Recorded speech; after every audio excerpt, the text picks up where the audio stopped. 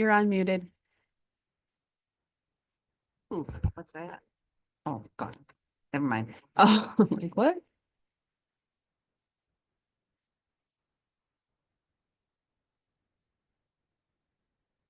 Okay, Good morning. Welcome to the May 13th Board of Commissioner meeting in the Frank Walter House Boardroom. Could we get roll call, please? Markey, Present. Nye, Here. Roloffs, Here. Sauer, Here. Craig, Here. Not. Here. Commissioner Roloffs, if you would, please. Dear Lord, thank you for the opportunity to serve the citizens of Benzie County. I would ask for your guidance with the decisions we make today. Please keep all of our public safety personnel safe and free from harm. I ask this in the name of your Son. Amen. Thank you. I pledge allegiance To the flag of the United States of America and to the republic for which it stands, one nation, under God, indivisible, with liberty and justice for all. Thank you. You had the agenda in advance of the meeting. Is there any additions or corrections, deletions? If not, I'd entertain a motion for approval. Sauer moves to approve the agenda. Roll off support. Thank you. Again, any comments or questions? Hearing none, all those in favor signify by saying aye. Aye. Opposed, same sign. All right, we have 3 tributes we'd like to make this week. The first tribute is to EMS, and Christy, would you mind doing that for us, please? Yes, thank you. With compassion, determination, and skill, EMS providers embody the best of our nation. Paramedics and emergency medical technicians provide aid after medical emergencies and disasters and ease our suffering in countless ways. The unwavering commitment of Benzie County EMS to public service often comes at the cost of their own physical well-being, mental health, and precious time with loved ones. Emergency medical services are a vital public service to the people in our community. The members of Benzie County's EMS teams are ready to provide life-saving care to those in need 24 hours a day, 7 days a week. It is known that access to quality emergency care dramatically improves the survival and recovery rate of those who experience sudden illness or injury. And the staff of Benzie County EMS have grown to fill a gap by providing important out-of-hospital care, including preventative medicine, follow-up care, and access to telemedicine. During Emergency Medical Services Week, we share our appreciation for the selfless EMS professionals who provide life-saving services every day and risk their lives each time they answer the call of service. Our nation and our country owe a tremendous debt of gratitude to these heroes and their loved ones. On behalf of the Board of Commissioners of Benzie County, tribute is given to Benzie County EMS in celebration of Emergency Medical Services Week, May 18th through the 24th, 2025. And I call upon all government officials, parents, teachers, school administrators, caregivers, business leaders, nonprofit organizations, and the people of Benzie County to observe this week and thank their Benzie County EMS personnel for their service to our community. Thank you, Christy. Is there anybody here representing EMS this morning? No. All right, I appreciate that, Christy. Mhm. Gary, if you would. Okay. And this is to the sheriff's office. Would you like to join us up here for a moment? You got time, I'm reading, so I won't. Bring a chair. On Peace Officers Memorial Day and during Police Week, we commend the brave and men and women of the law enforcement community for continually summoning the courage to fulfill their solemn oath to protect and serve. We also pause to remember all of those who have lost their lives and who have suffered permanent disabilities defending their community and the rule of law. Throughout our nation's history, law enforcement officials have never wavered in the face of crisis or tragedy. During certain times, law enforcement officers bravely face challenges and continue to protect Benzie County people as they steadfastly ensure the safety of our communities, provide a much needed sense of security for our citizens and our community. The brave men and women who operate in an environment where their moral and legal authority is constantly being scrutinized and they undertake the critical yet difficult task of addressing the actions of those affected by addiction, homelessness, and mental illness.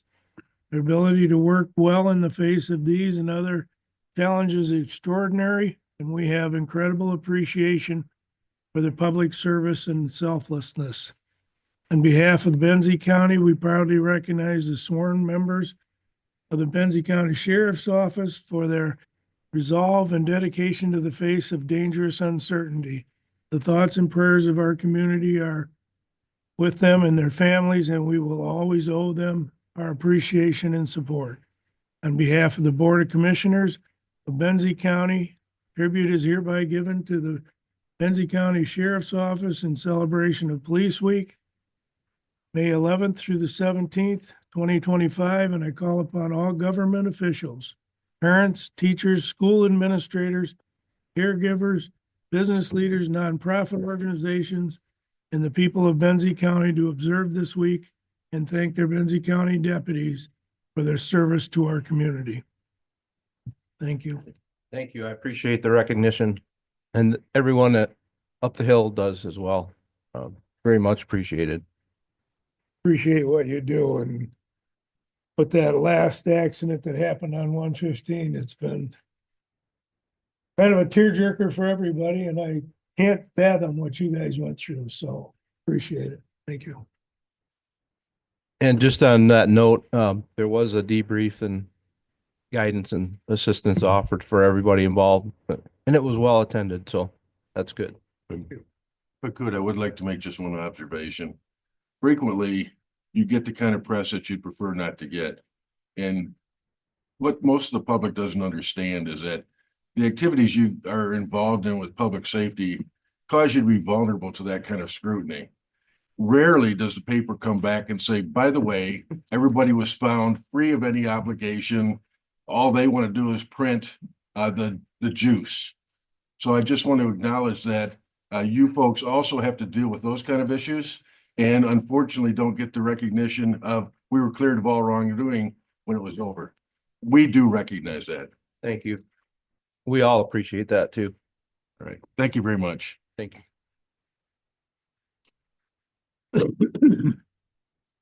I'll read the final tribute to the correction officers. Is there anybody here representing them? Same guy. I'll stand up again. You can. All right, bear with me. National Correction Officers Week is an opportunity to honor and praise and recognize all the men and women serving in corrections, highlighting our local correctional officers in Benzie County. This is truly a special week to celebrate and bring awareness to the importance and significance of this profession. National Correctional Officers Week is an occasion to honor the dedicated public servants in our nation's correctional systems. In his May 5th, 84 proclamation, President Reagan stated, "The professionalism, dedication, and courage exhibited by those officers throughout the performance of these demanding and often conflicting roles deserve our utmost respect. The important work of correctional officers often does not receive the recognition from the public it deserves. It is appropriate that we honor the many contributions and accomplishments of these men and women who are a vital component of the field of corrections. Correctional officers, also known as detention officers, are dedicated to safeguarding residents in Benzie County and ensuring public safety on a daily basis. All the men and women who serve put their lives on the line and perform very difficult tasks that can be dangerous as well as frustrating.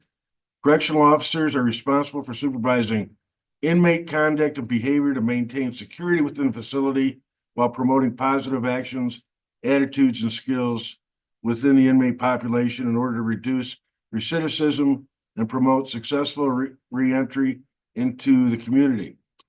Correctional officers strive to maintain a safe work and living environment inside the facility, often in the face of significant challenges and dangers, and our community recognizes important work and sacrifices that corrections and detention officers make each day to protect the citizens of Benzie County. On behalf of the Board of Commissioners, tribute is hereby given to the Benzie County Sheriff's Office in celebration of Correctional Officers Week, May 4th through the 12th, and I call upon all government officials, parents, teachers, school administrators, caregivers, business leaders, and nonprofit organizations, and other people of Benzie County to observe this week and thank the Benzie County correction officers for their service to our community. If you would pass that along to the appropriate people. Absolutely. Thank you again for your support. Those are the folks that are behind the walls, if you will.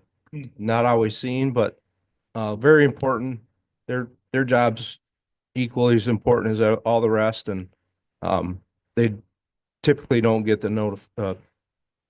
they don't get the accreditation, for their job. So, and last week, just so you know as well, we did have a appreciation luncheon for all the that entire building up there, I guess. So that was well received and appreciated. So Very nice. Thanks Yeah, again. If you would thank you pass all. the words along. we appreciate all of it. you. Thank you. Thanks, Kyle. Very good. All right, we have in front of you the minutes of April 22nd. Should we take them at the same time, Tammy, or? Separately. Very good. So I'd entertain a motion for April 22nd. Trig, moves that we approve the April 22nd, minutes. Mark, you will support. Any questions or comments? Hearing none, all those in favor signify by saying aye. Aye. Any opposed, same sign. All right, the same for May 6th, 2025. I'd entertain a motion, Gary. Okay, I'll make that motion. I support. Again, any comments or questions? Hearing none, all those in favor signify by saying aye. Aye. Any opposed, same sign. All right, we're to the first public comment.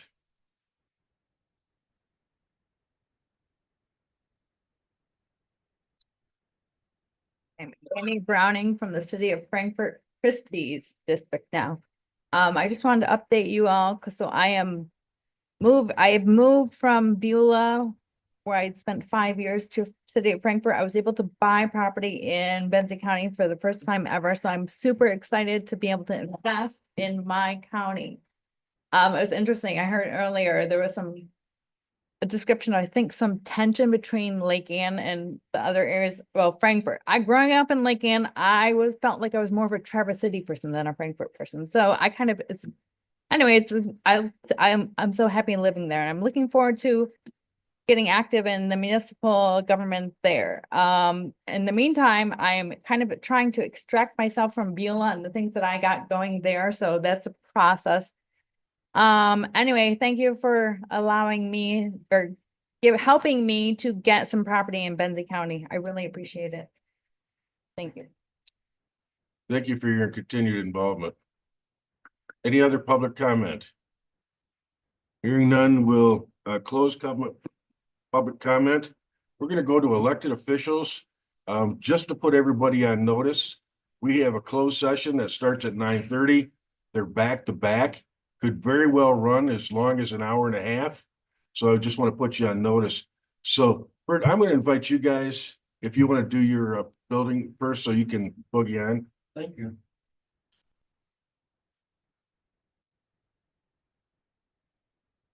Well, good morning, and I'll try to make this fast then.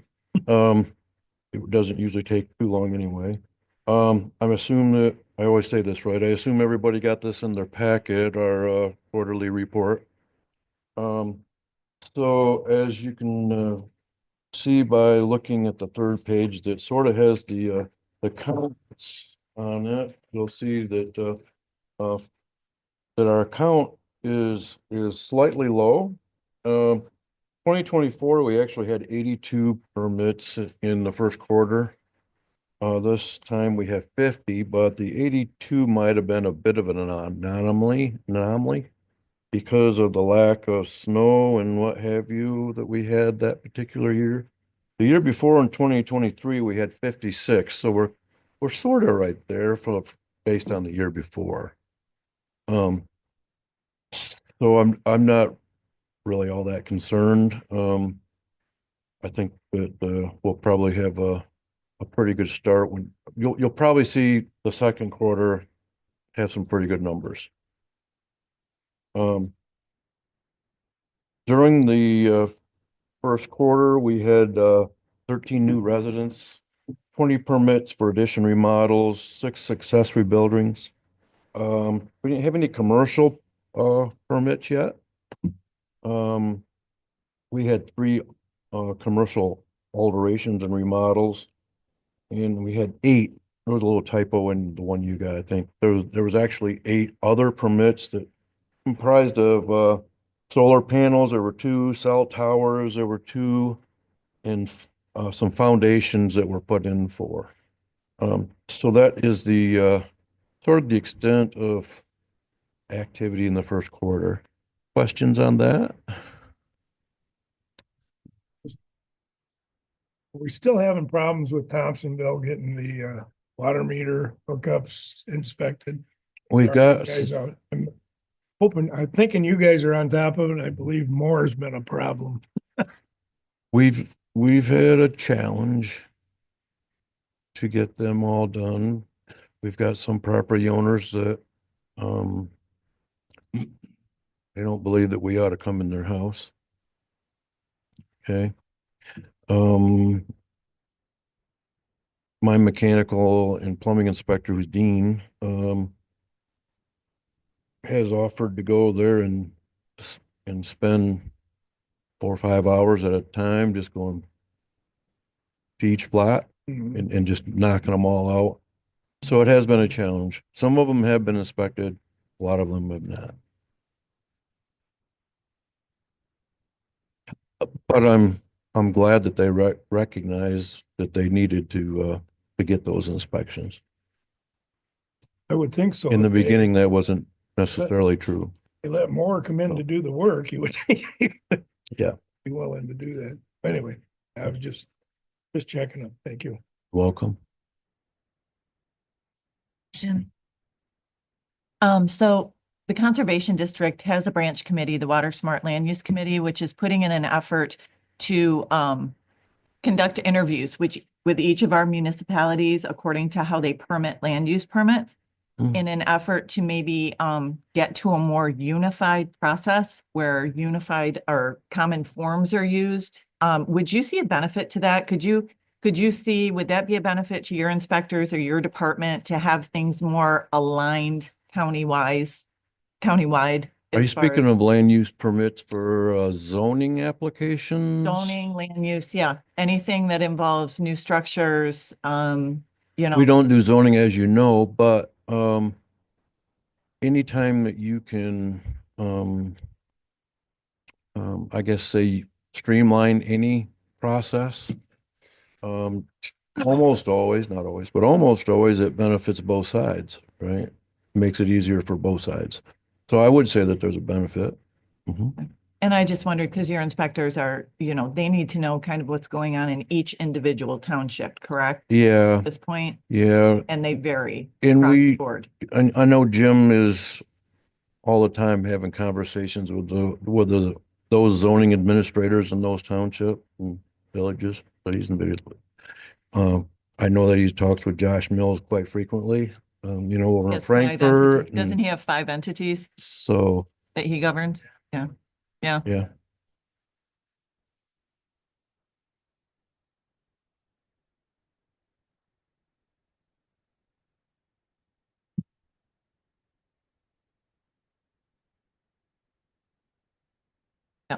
Yeah.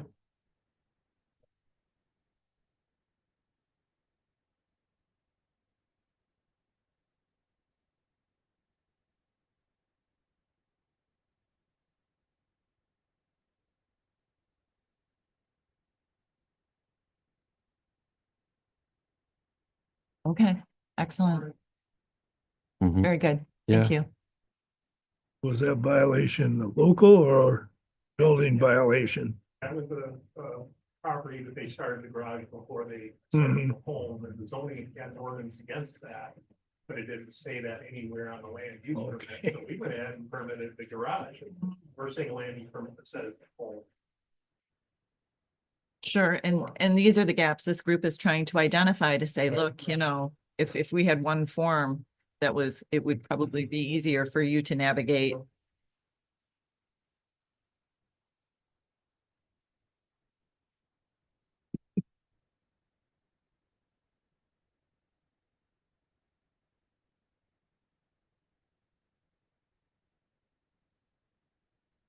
Thank you for that. Other questions? Or you had more to present? Do I have what? Do you have any more that you want to offer? Just one thing, I attended the joint committee on legislative rules, I think they call that JCAR. And testified on behalf of the building community to have them try to get the 2021 Michigan Residential Code finally adopted. About a week and a half or 2 weeks ago, that did get adopted and it'll become effective sometime in August, if I recall. I think they have to wait 120 days after it's presented to the Great Seal. So I think that's how that works. So about 120 days afterwards. So that's sometime in August. Or two things, if I could. First, with respect to the controversy on the tower in Frankfurt, are you involved in that at all? Are you involved with that?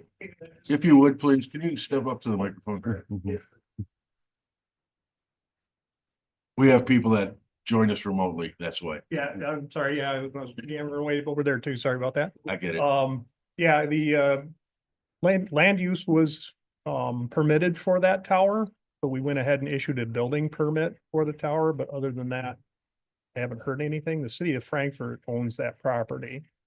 And again, we had township land use permit. So that's basically, again, what we went off. Okay, so from the county's responsibilities, we've done everything we were supposed to based on the information we had. Yep, correct. Yeah, Okay, they had the engineering and everything that it's an illegal tower and very good. I appreciate that. Yep. And Bert, I know I make this request each time, but can someone send me electronically this report so I could forward it on to some communities? You didn't get it the last time? Oh, You yeah. did, you were, Oh, okay. you yeah. were copied on the recent one from Jessica. It might be in your junk mail. Okay, I'll Yeah. double check it. If not, I'll get in contact with your office. Please call me right away so we can get it to you, because I know that's important. For my communities, there it is, yeah. Thank you. You're Is there welcome. anything else for Bert while he's up there? Okay, we've got about 5 minutes. Does anybody else want to present before we go into closed session? If not, would the commissioners indulge me to suspend what we're doing right now? Chuck Clark is here. I'm sure he's here only for the Point Betsy action item. Could we jump down to that, and get that done so that he can move on? Because Chuck, we're going into closed session. It could be as much as 90 minutes. He likes to hang out. Would anybody, do you want to wait or would anybody have objections? Fine. I don't have any. All right, why don't we jump down to that item? That'd be item F. Considering approval of a change order with Bar Engineering. Thank you for that. Sure. Okay, Katie has sent out a cover letter and also the context, which you also saw, I think, last month, but maybe you didn't. So we're at the point where we had to revise the design.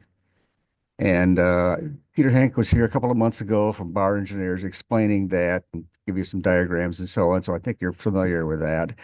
I had to come in closer to the lighthouse, which eliminated the historic crib, which the crib is a two-walled protection filled with rock that the State Historic Preservation Office considers a historic component of the lighthouse. And also had to come in closer to the lighthouse with a rock revetment. Eagle had put down restrictions about how far that should be away, and that was new to us in the last year and a half. In any event, so that was in the design. And also maybe 7 feet of the existing apron was removed as well, and with that apron elevated a little bit. So that was done. And then the second thing that now happens because of those changes is this the Corps of Engineers requires a Section 106 application, which was submitted under the prior plan, which had been approved by other agencies. And now that has to be revised. Section 106 identifies the historical components or historical effects of that property. So that has to be redone. So the Quinn Evans architects who performed that for Bar are going to redo that. We did have a conference call among all the agencies, which was very productive. And they started to have a new player at the Corps of Engineers. And now they're saying that, well, it might be delayed on that. So then I told them, we don't have any more time here. We're running out of money next year. So I'm hopeful that they're going to expedite that. The third component of this change order is called a movement vibration baseline. That was in a prior change order 6. The planning for that was funded. This was only like $8,000 is the execution.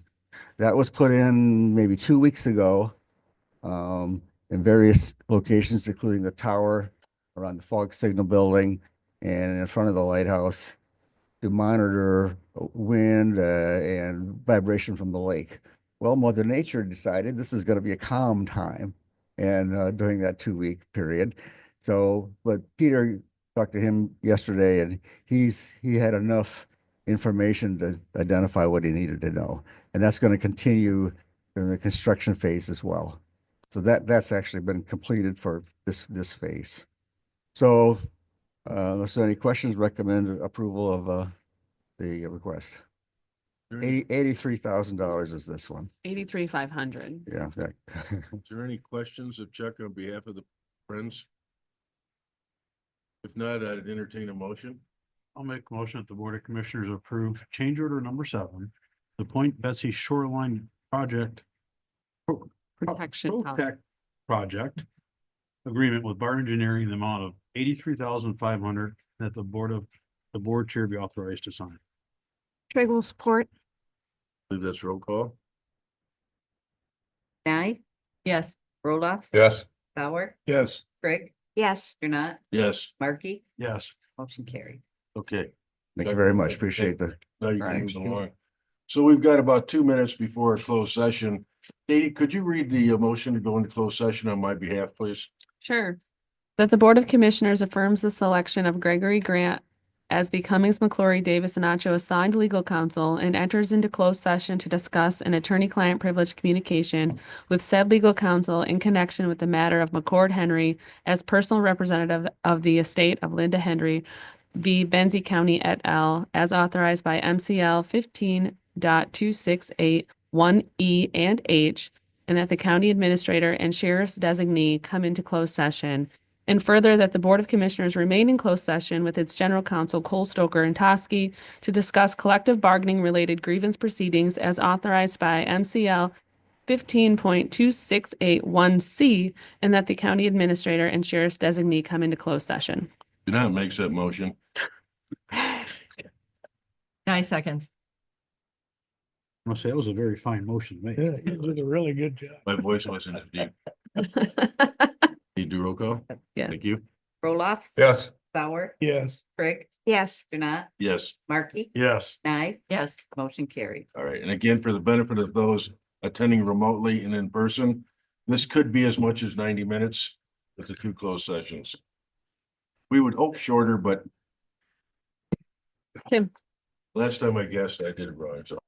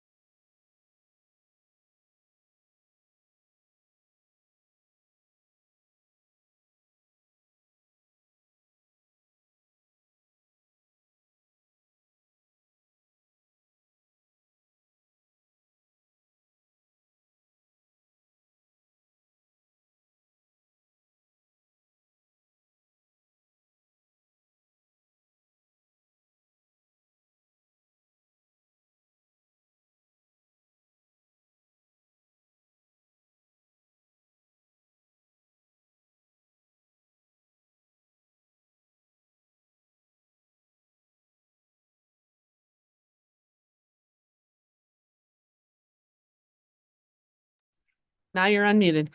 Then we come back into session at 10:40, let's call it. Gary?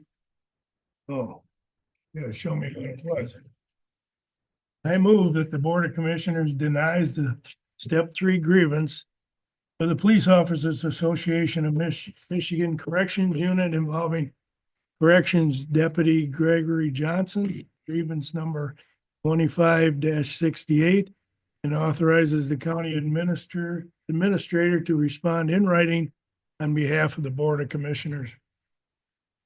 Did I get support? Support. All out supports. Any discussion? Okay, roll call? Sauer, Yes. Greg, Yes. Janat, Yes. Markey, Yes. Nye, Yes. Roloff. Yes. Motion carried. All right, if we could then move back up the agenda to elected officials and department heads. Does any department heads or elected officials want to make a comment or an update? Seeing none, we'll move to finance report. Kelly? Good morning, Kelly Long, County Treasurer. We have bills from April 18th of 25 through May 8th of 25 in the amount of $615,349.99. Who did APs this week? The commissioner, Tim. I'll move that we, pay the bills in the amount of, $615,349.99. Do I hear support? I second. Thank you. Any discussion, comments, questions? Hearing none? Roll call, please. Greg, Yes. Janat, Yes. Mark, Yes. Nye, Yes. Roloff. Yes. Sauer, Yes. motion carried. Any questions for Kelly while we have her here? Okay. Thank you for being here, by the way. All right, what I'd like to do is move to old business then. And Katie, I'll let you introduce the subject, please. Sure. So the item on the agenda today for old business is discussion regarding the Frankfort County City Airport memorandum of understanding. So as you know, for over a year now, we've been discussing and negotiating with the city of Frankfort as well as Crystal Lake Township and Brook to talk about the airport authority and updating the memorandum of understanding to update the obligations of its members. As you know, the airport authority was formed solely with the city and the county. In about 2006, Crystal Lake Township was added to the authority, and it's been in that relationship since then. We've been working to update that memorandum of understanding, and we're really at a stalemate when it comes to the memorandum of understanding. Our legal counsel made various changes to that memorandum of understanding. The city of Frankfort, Ross Hammersley also have made changes to that document. I sat down with the mayor of Frankfort as well as the supervisor of Crystal Lake Township. One of the authority members, in addition to the treasurer of Crystal Lake Township, had a very lengthy conversations about what everyone wants to see in this document and what everyone wants to see for the future as far as the relationship goes and the commitment goes. And the city of Frankfort and I felt that we were at a really good place with Crystal Lake Township. And they went away from the table saying, yep, we make these changes and I think we're good to go. Our legal counsel, Tim Perrone, made all of the changes that were requested as a result of that meeting. Crystal Lake Township refuses to sign the MOU and wants to rewrite it on their behalf. That's a problem. We have given them everything that they want. The city of Frankfort and the county, we're really like, let's get this going. Let's continue to work together. Crystal Lake Township is continuously throwing in a wrench into this conversation. We've given them everything they want. They've wanted to see every rendition of bylaw changes. They wanted to see minutes for the past, 10 years. And Brooke has worked with me to give them every document that they've wanted to see. And they're still, now they want to rewrite the agreement here a year later. And I'm struggling with that because it is clear that we don't have a player that's willing to come to the table and compromise with the other two players. And so we've started some of this conversation, and I know the chair has also planted the seed of, why don't we go back to the city and the county? We clearly are good. We have a good relationship and we work well together. And it doesn't make sense to continue to negotiate with Crystal Lake Township when it doesn't appear that there is a resolve in place. And I'm going to speak to more of that in a moment. Brooke, do you want to add anything? And if you do, could you That's step enough. up to the microphone, please?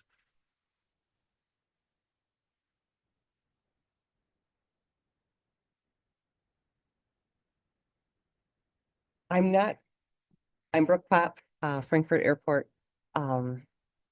We are at the airport kind of at a standstill also. We don't know how to proceed. We are kicking around some different options, some different things that might work. But we've also had challenges at the airport due to the township over this last year. There was a bylaw issue. They wanted us to rewrite the bylaws until I noted to them that their own township policy negated the issue that they had with us, the conflict of interest waiver with the attorney. So there was that. To this day, they have not signed that. And so the township clerk became the airport secretary. Then she wasn't because the board didn't think that was appropriate. I've had confrontational township presentations. I've asked my airport authority board if I had to go back because they were, I don't want to waste anyone's time with that respect. What else did we have? I've been present at the Crystal Lake Township meeting, and it's embarrassing the way that they conduct their business as it relates to the airport authority. And with Brooke trying to give like an update like she does for us, Mhm. it's embarrassing. And that one particular one, I did receive apologies from other board members, but I just think we all deserve a certain level of respect and courtesy, and I wasn't given that. So airport representative, they removed one of the airport reps from the township. And they did not, so that was in November. They didn't assign one until March. So we were canceling meetings because we didn't have a quorum. Then there's the zoning issue. So with zoning, because they need to update their master plan and it's overdue. And when they do so, they have to incorporate the airport approach plan into their zoning, which is for height restrictions, density, population density, things like that, things for safety. And they've stated that they don't want to do that. They don't want to, and especially they don't want to pay for it. They've suggested that the airport take care of all of that and that we pay for it, but that's revenue diversion and it's not legal. Then of course, there's the MOU that we're struggling with. So we've had our share of issues too.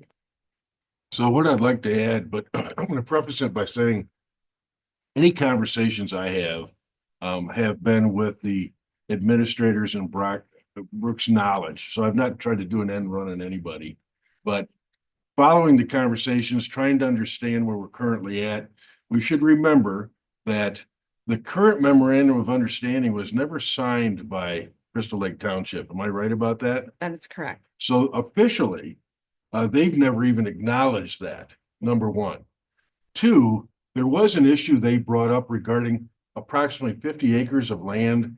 And do you want to comment on that? I don't have that information. The question was never posed to me.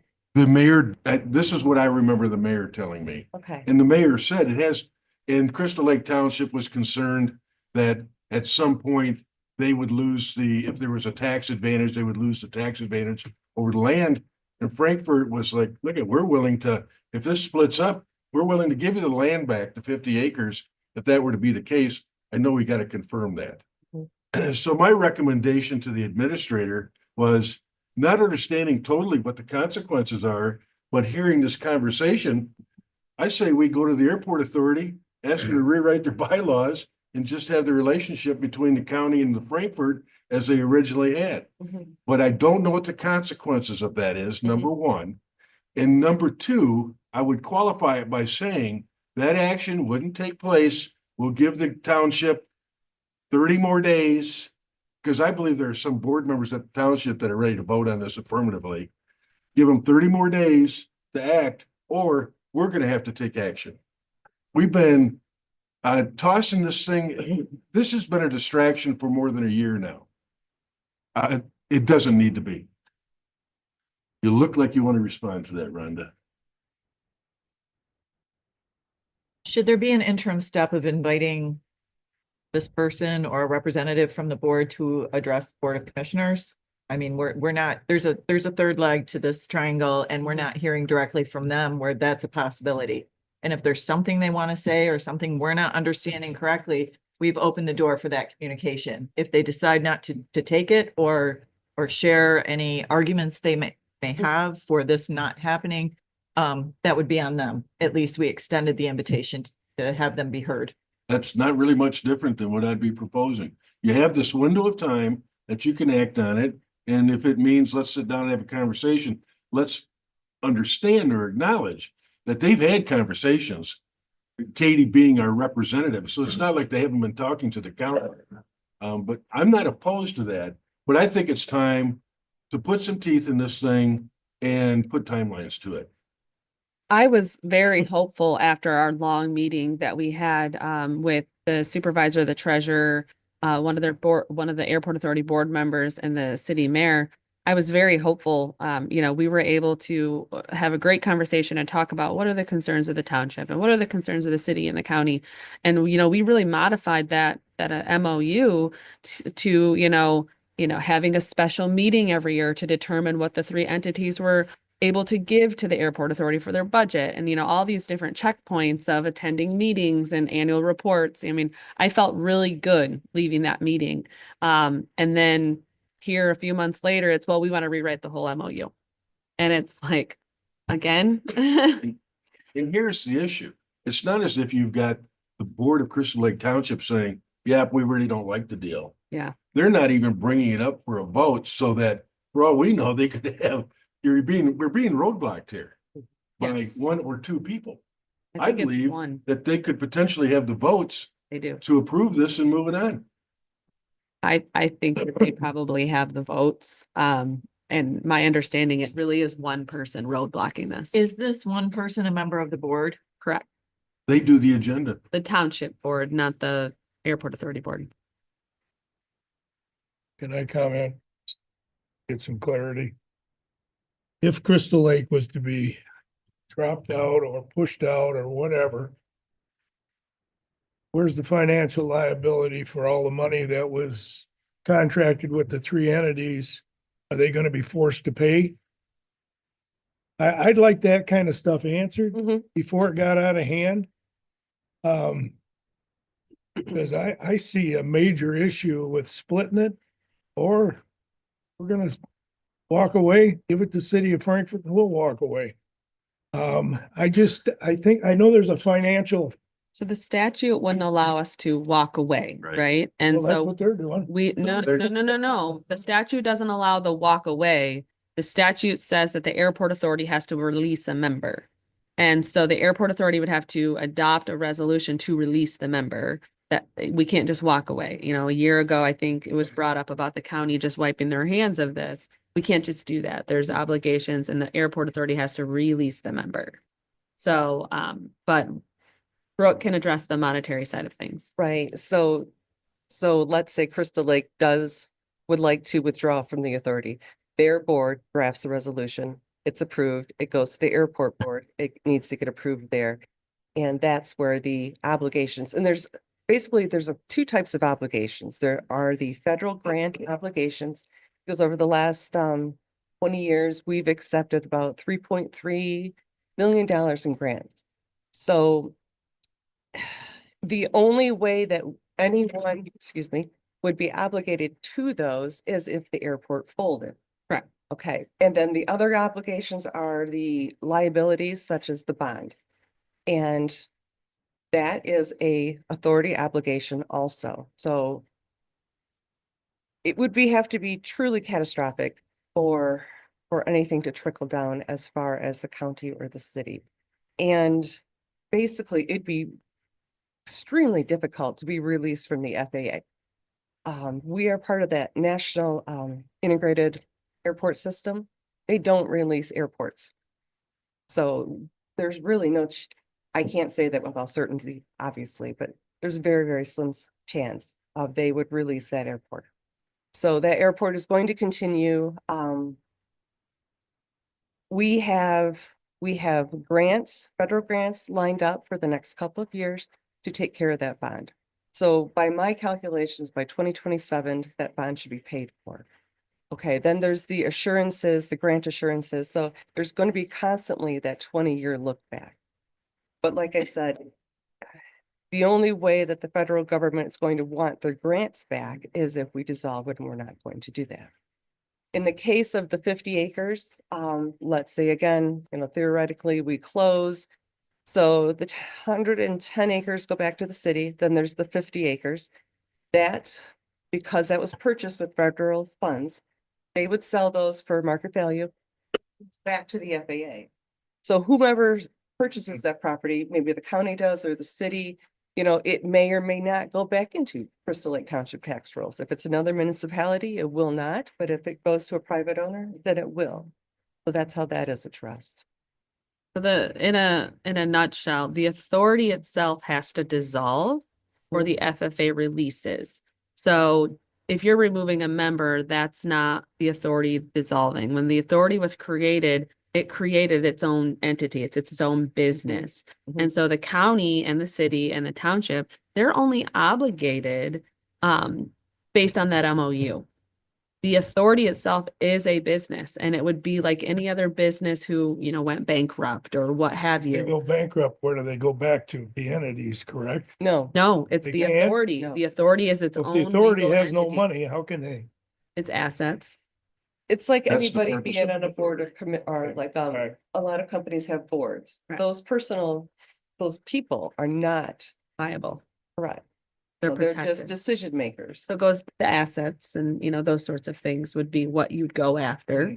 Mhm. And that's what we explained to the township as well, because they were very concerned. Well, what happens when it all goes belly up? The township can't. And I'm like, the township isn't. The township is only obligated to what we agree to in an MOU for that, $10,000, and we were processing payroll, right? That's what we're obligated to. And our legal counsel indicated that to me in writing. That's our only obligation. The authority is its own business, and it's treated as any other business when there's into a liability or a financial situation. Their business is dealing with that, not the county, not the city or the township. Yeah, that larger liability is not something we need to be concerned with Right. because of the way they're organized. But what we haven't asked is the operational money. Right now, you're relying on approximately $45,000 a year from all three entities. Would the expectation be then that the city and the county split what they're losing from the township? I've reviewed the budget, and because the authority was under litigation for quite some time, they were budgeting about $35,000 a year for professional expenses, either legal fees or consultation, things like that. It's a historical figure that I've kept in the budget. We probably won't need $35,000 for that, so. And I can't say if it's going to truly create we can work Financial together, hardship. right? Yeah, But We that'd will be a work decision together. made at each budget period, budget That's correct. session, Mhm. not necessarily a given. correct. Right. And each budget that the authority has done, there's always been a bit of a deficit that the entities don't cover. But I consider that a contingency. I mean, the budgets fluctuate. It's just what we have no idea. We don't have a crystal ball. We And- don't know what's going to happen in a year. And Brooke, you and I have had this discussion. You know that I believe there's real opportunity to raise your hangar fees and that. And I know that we can have that disagreement, but it's a supply and demand issue. So there is a way, in my opinion, to fill that gap anyway. Mhm. But not to be we don't need to settle that today. Okay. All right. Mhm. So what I'm suggesting is that we give the administrator marching orders to tell the group that a decision, we need to bring this to finalization. Pick a number, I'll say within the next 30 days, or we're going to instruct the airport authority to rewrite the bylaws to only include Frankfurt and the county. If we do rewrite the bylaws, I have a question.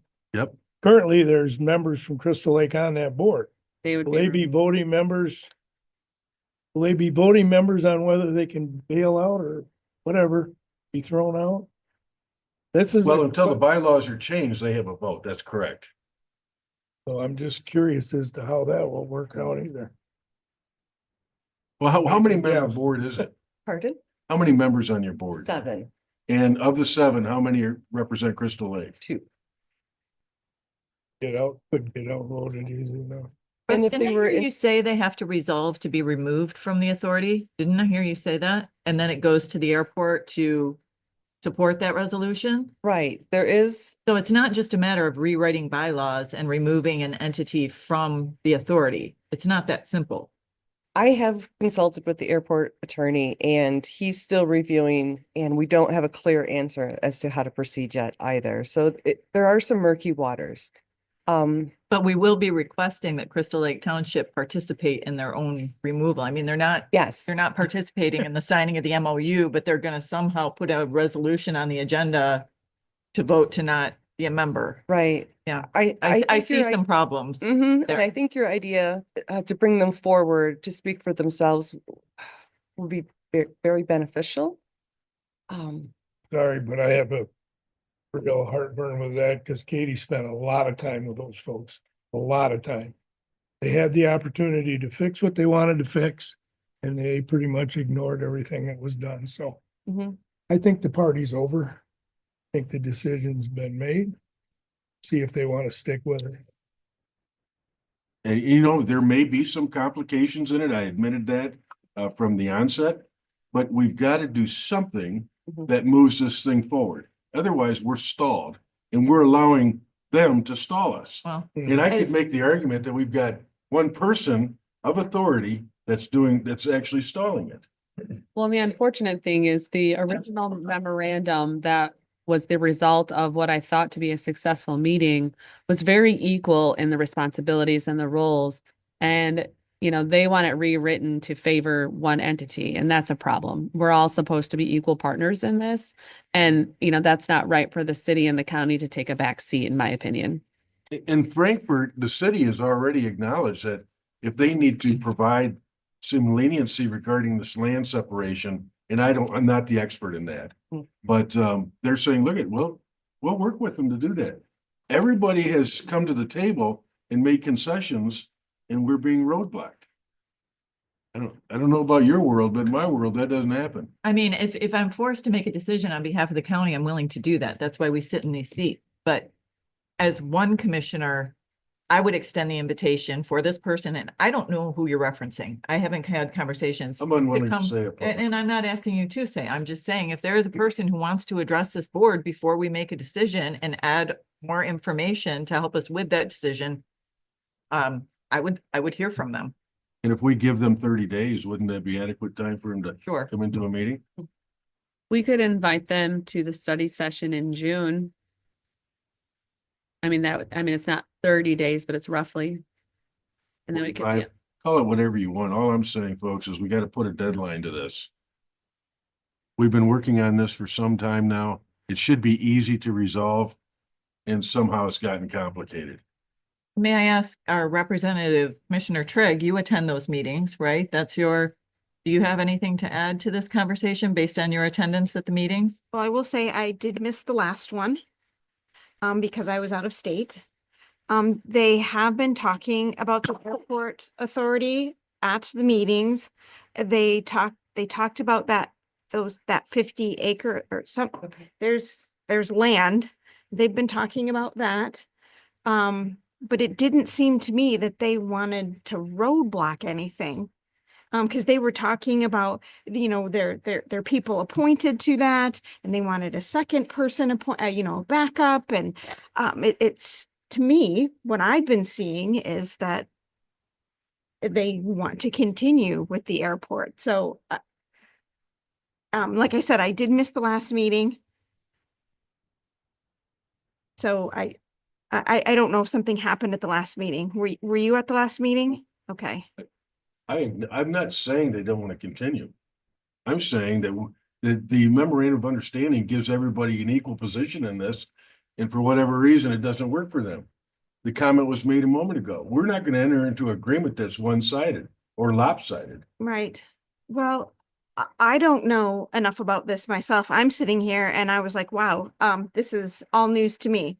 So, like Commissioner Nye, I would like to know what's going on, what's going on the other side, and see what the roadblock is and see if we can move around that. I mean, I know it must be frustrating for you. I know it must be hugely frustrating for you and you as well, to be in these conversations and then suddenly it's like, wait a minute, what? But I don't feel comfortable saying kick them out when this is so fresh to me. I need to know more than just today saying no. I got it, but in fairness, how long have we been talking about this? It's been over a year, I'm guessing. This is not new in the last 30 days. I We're gonna understand. invite one person to give their I'm gonna, slanted version of that. I would invite one from each entity. so we I get- would plan to invite both entities and it's up to them to send their representation. I'm not gonna just single out a Right. I would I would person. expect someone from the airport authority too. Oh, yeah, her and I chat. be here. So my thought would be to invite all the players to the June 10th study session and have this dialogue, and then we pivot from there. That's kind of what I'm hearing from folks versus make a decision today. I don't know that we can make a decision, but every time you've sat down with these folks, you've come to a general consensus, did you not? Yes, yes. And all Well, of a is that sudden- entirely true? Well, Because Crystal Lake Township hasn't always even participated, have they? that's correct. So I've had conversations with just the city of Frankfurt where they weren't, they didn't participate. Brooke and I have talked, and then sometimes there's been some emails with just Brooke and I and the mayor because the township didn't participate. So it's been all of the above. The meeting that I had with all the players, and they brought 3 of their players to the table. I mean, it was a great meeting, and the other 2 players at the table were like, they were happy. They're like, yes, this makes sense. Yes, this is a good relationship. We're supportive of this, but then it was roadblocked by an individual, and that's very unfortunate. And if I remember correctly, there's been some communication where a request or a response wasn't answered. Yep, I've followed up asking for a response. Nothing was received, and then I think I heard Brooke actually forwarded to me when the township said they wanted to rewrite everything. They didn't tell me directly. Brooke had to tell me, and that, I mean, they should have said that directly. I have no problem inviting him to the next study session and airing it out, but I think that we need to be committed. That's the date you have to make your case, because we need to make some decisions moving forward. Brooke needs to be able to move on from it, our administrator does. Frankfurt certainly wants to move on from it. I want to let basically one individual hold us up? I don't think so. Question, when did Crystal Lake Township become part of the airport authority? 2006. And that memorandum of understanding was drafted when? 1996. Right. Yes. So So I, over a year ago, when Brooke came on board and we were getting into the weeds on, everything changing with Dick Bear leaving, I was like, hey, this doesn't seem right. Crystal Lake's not even an official member. And I got all like tizzied about it, right? I'm like, this isn't right. Nothing's right. So then I worked with Brooke and I worked with our legal counsel to ensure that it was proper and Crystal Lake was truly a member, and they were. In that time, though, I don't know why the MOU was never updated. There's prior administration. We don't know why they didn't update the MOU. But as you know, for the 4 years I've been here, I like things up to date. And so this is another one of those things where I was like, we need to fix this and make this reflect reality. And so now since then, we've been working to make it reflect reality. So let me ask the question differently. Is there anything in the bylaws or articles or MOU that specifically brings Crystal Lake Township into ownership? They're no more than any other entity. I'm not sure, I'm probably not answering your question. Well, it was, correctly. the MOU was done prior to 2006. Yes. So Yeah. clearly the MOU doesn't mention it at all. No. Does the articles or any organizational documents speak to, were they redone after 2006 to include Crystal Lake Township? The bylaws were. The bylaws. were- So, Right. so to amend the authority, a resolution was adopted to add Crystal Lake Mhm. to the authority. And then I believe how that works is after the resolution is done, then the proper notifications are made to amend the articles to include them. They also updated their bylaws since then to include them. They being the MOU with- airport authority. Yes, the MOU from original between the city and county who formed the authority was never redone. Is there anything, any official record that Crystal Lake Township has or the authority has that says Crystal Lake Township acknowledged becoming part of that organization? I believe they had to, We have the resolution from Mhm. Bob Barton. There were a couple of them. It was done over our summer. And there were some negotiations. Did I share those with you? yeah, I was just pulling up some stuff right now. You said done over the summer. What's, Summer of 2006. okay, So Crystal Lake Township adopted a resolution in August of 2006. I resolved to immediately become a member of the Frankfurt City County Dowd Memorial Airport with an appropriation of $3,000 and in-kind property value losses for 2 Crystal Lake Township representatives to be seated on the authority. okay. And then the bylaws reflected them coming into it Mm-hmm. at that point. And have they consistently made their financial contribution over those years? Yes. Okay. Again, I have no objection to bringing them in and let's airing this out and bring it to a conclusion, but you need to say, these are our timelines. And considering the fact that everything that's been proposed gives them equal weight in this relationship to include whatever that 50 acres means, and the city can explain that in an open meeting.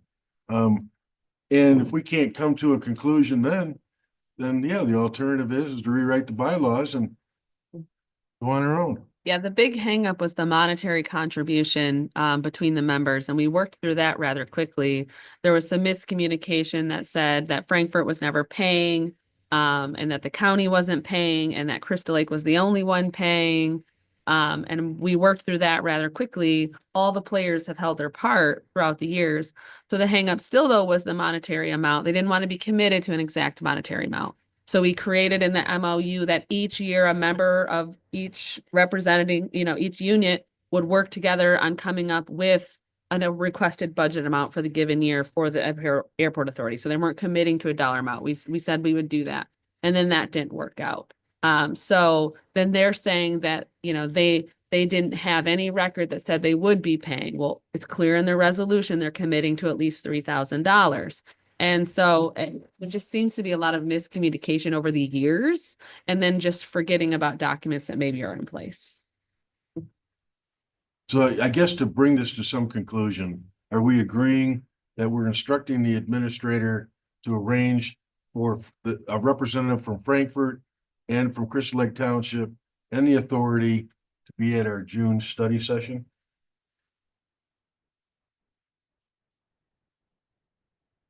Got that, Katie? It's already on my list. Great. Any other discussion on this issue? I don't believe that there's a motion required. No. Right. Brooke, thanks for being here. I'll see you in a couple of weeks. All right. All right. How about if we move into new business? Absolutely. The first item we have is the appointment of the county commissioner for District 6. For the public's knowledge, we, on May 13th, May 6th? May 6th, yep. We did interviews of 3 candidates. And then we agreed that at this meeting, we would make an appointment to that position. Yep. So all of you have had a chance to hear the interviews, read the documentation that was put in front of you. Does anybody want to make a motion to at least start the discussion? I'd like to make the motion. I'd like to recommend Dave Davis for that position. Mark, you will support. All right, so we're open for discussion. Anybody want to have a discussion? I'm going to go around the table. We are going to do this by roll call. Mhm. If there's no discussion, Well, let's. may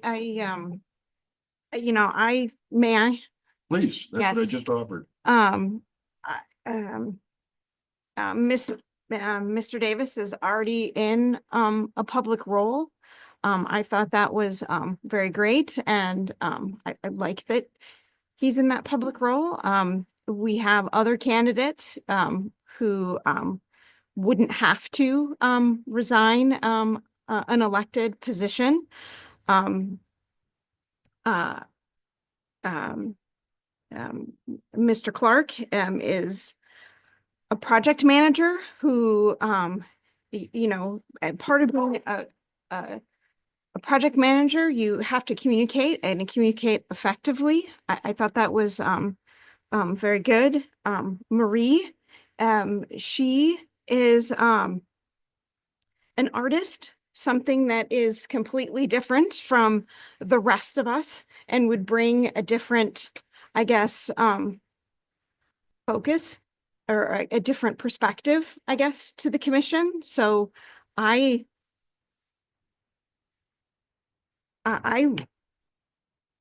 would prefer one of the other two to Mr. Davis. Understood.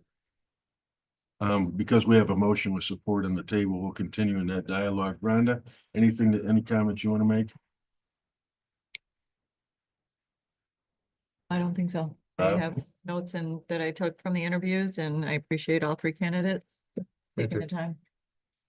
I know that the two of you made the motion, but is there any other discussion? I just appreciate that the three people did come forward, good quality candidates, so. Not slighting anybody. And I agree, you know, it takes a lot of intestinal fortitude, I guess, to step up here and willing to do this. And the fact that you may be in another position is not something I'm even gonna consider. I try to pick out the best candidate. That's where I fell. Thank you all. Christie, any rebuttal? Okay, why don't we take roll call, please? Jeanette, Yes. Markey, Yes. Knight, Yes. Roloff. Yes. Sauer, Yes. Greg, No, motion carried. All right, I do want to thank all the candidates that came forward. To Gary's point, it's good to see that we have public involvement, and I hope that you'll consider other opportunities within the county. Lots of committees that we have, and unfortunately, openings on those committees. All right, Chair. move. I just want to confirm, because I don't think the motion was read specifically. So I want the public to understand that this appointment is through December 31st of 2026. As you know, you as commissioners are in your first 4-year term, so things are a little different than they were in the past when, say, Commissioner Markey was appointed. So this is through December 31st. Weren't you appointed at one point? Maybe it was Rhonda. I don't know. No. So this is only through December 31st of 2026, and the individual will have to actually run for election next year for the remaining of that 4-year term, and then it's a new 4-year term from there. So I know there was some confusion at the community level. People had called our office asking, you know, how long is the appointment and those sorts of things. I just wanted to clear that up. That this individual and anyone else within that district is eligible to run for election next year for the remaining of the partial term, that the appointment is through next year. Yeah, I appreciate that. And you're right, 2 election cycles ago, Yeah. Rhonda was appointed. but Oh, she's sorry, won- it was She's won Rhonda. 2 elections since then. I was. So obviously it was the right appointment to have. And I would say that I would ask that the candidate, Dave, congratulations, by the way, between now and the next meeting, if you get sworn in, and you would deal with the clerk to do that, okay? All right. All right, let's move on. So yep. So the next item on your agenda for consideration today is declaring a 2019 Dodge Charger surplus. This is pretty boilerplate as far as action that you've taken in the past. This would be to declare that that vehicle surplus. The undersheriff would put it onto the My Bid system where any of you are eligible to vote on a 2019 Charger. And then the proceeds of that sale would go into the equipment replacement fund. I'd entertain a motion. Miles's thing had on it. Greg will know. Did you want to make that motion, Gary? Yeah, I just did.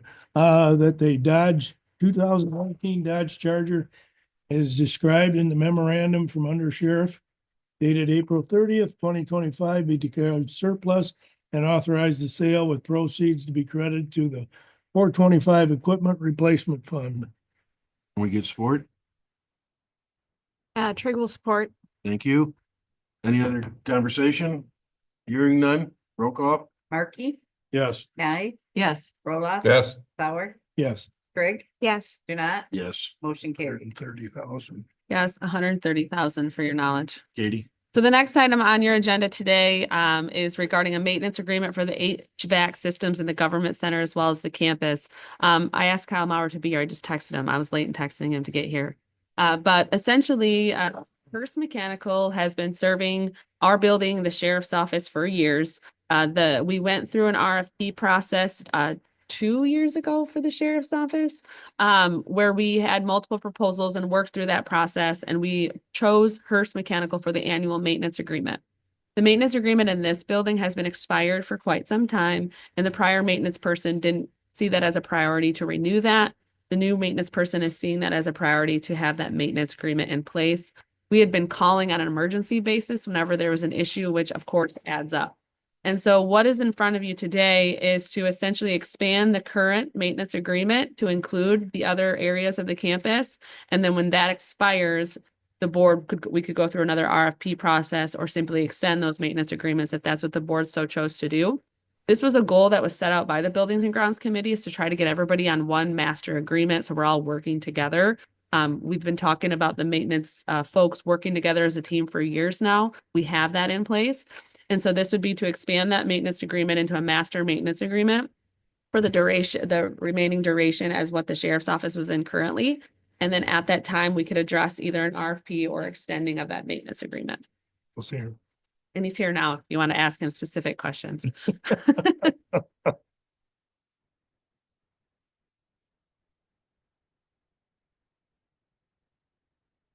These systems that Hearst is already in. Yes. Yeah, these are their systems. They've been servicing them, but more on an on-call basis versus this maintenance and, all the time agreement. Maintenance agreement, they're gonna change filters and all that kind of stuff, so. Right. Getting a little more bang for your buck. I guess. That's the idea. Yep, and they'll maintain the units outside of DHS and everything else as well to include animal. Oh, really? We're trying to get it so we're not, we've had this disjointed process for years where, somebody calls this guy, somebody calls this guy. There was no consistency, and we're trying to make it consistent for the whole campus for all our buildings. Kyle, did you develop the equipment coverage sheet or did they do that? No, that was first. Was it? Yes. It's nice to have a document like this. Must be nice for you, Yeah. Yeah, it is, and- definitely. lead in the maintenance, to have something that has serial numbers and. Yeah, definitely. And Kyle and I actually sat down, Frank, right? Frank, yeah. We sat down with Frank and, we said to him like, hey, we need a maintenance plan. Hey, can you identify the inventory? He was happy to provide that for us. There's a proposal in my email right now for the final unit that we've talked about for a couple of years. That'll be on the next Buildings and Grounds. And he is helping us develop that maintenance plan that we've asked for a couple of years now. The ball's really rolling on that. And so I think the Buildings and Grounds will be really impressed when we have that all put together for you. I would say on behalf of Building and Grounds, I recognize the forward motion since you've taken the position. So appreciate that. Other questions for Kyle? You don't have any issues getting a hold of them, getting them here, right? No, actually, so Frank is our rep and can utilize them quite a bit more than I do. But on the weekends, Ken can call him and he's pops on his computer, starts working with stuff. If Frank can't do it, he sends it to his next guy in line and they start working on it. He's pretty responsive. He shows up here just randomly to check in, see how we're doing, if we have questions about anything. So very responsive. I'd say he's doing pretty well for what his job is. So we've never had a maintenance agreement this comprehensive. So we've Or- never had a master services Master. maintenance agreement. There was, one for the sheriff's office and Right, one for the right, Gov Center. The Gov Center one has been expired for, what did he say? It's Seven? been since 22, 21 or 22. So when you looked at those and put them together, this price was competitive? Oh, yeah. Okay. Other questions? Not an entertain a motion? I'll make the motion that the Board of Commissioners accepts the proposal for Hearst Mechanical dated April 25, 2025, for ongoing maintenance of the HVAC systems in the government center, which adds on to the previously approved contract for July 23rd, 2024, and a total annual not to exceed amount of $14,430 of funds available in the jail general funds. Thank you, Tim. Is there support? I'll support. Supports. Any discussion, comments? Hearing none, roll call, please. Nye, Yes. Yes. Sauer, Yes. Greg, Yes. Janai, Yes. Markey, Yes. motion carried. Great. So the next item on your agenda today is the sponsoring of a 2% allocation grant for Benzie Area Christian Neighbors. We do have Diane in the audience today. If there's any questions related to this grant application, Bacon has applied for the 2% grant quite a few times in the past, and Benzie County has sponsored it throughout those years. Of course, they're under new leadership now, so if there's new questions you want to ask or not, she is here to answer those questions. Well, I'll ask her one, so you know she spent the time coming. You do know that it's kind of been our policy that if you are awarded a grant, you go to the ceremony that they have in Grand Traverse County, just to accept the grant, because I see a lot of folks come in there and they don't come. They don't come, and I know it's appreciated by the tribe, I just like to throw that out there, so if they do it. I will be there. successful, I hope we can be there. I would, absolutely. Good comment. I'm going to make the motion that the Board of Commissioners approves the grant application for Tribe Council allocation of 2% funding on behalf of the Benzie Area Christian Neighbors and authorizes the chair to sign. Trigg will second. Thank you. Additional comments or questions? Hearing none, roll call, please. Roloffs, Yes. Sauer, Yes. Greg, Yes. Janai, Yes. Markey, Yes. Nye, Yes. motion carried. Thank you very much. Thanks for Thank your you. patience. The next item on the agenda is an additional tribal application. This one was brought forward by the sheriff's office because he participated in this great event in the past. And so this application today is funding to support the Honor Flight. Many of you have probably heard of the Honor Flight. It takes veterans to Washington, D.C. as part of an honor flight for those folks. And so this application in front of you is to support that endeavor. If there's any questions related to the honor flight or what happens with that, I'm sure the sheriff could answer those. Otherwise, I'm sure Bob is well versed in the honor flight as well. I will make a couple comments. When this was designed, it was to bring World War II veterans back to down to Washington, D.C. And unfortunately, you're starting to run out of World War II veterans. So now it's over into the Vietnam era guys and younger guys as well. So I'd be privileged to make the motion to accept the 2% allocation grant for the Veterans Honor Flight. I know that's not your motion, but that's mine. Okay. You I'll have the motion, support. you have the motion in front of you. Right. Okay, we got it. So we have a motion with support. Any other comments or questions? Sheriff, anything you want to say to this?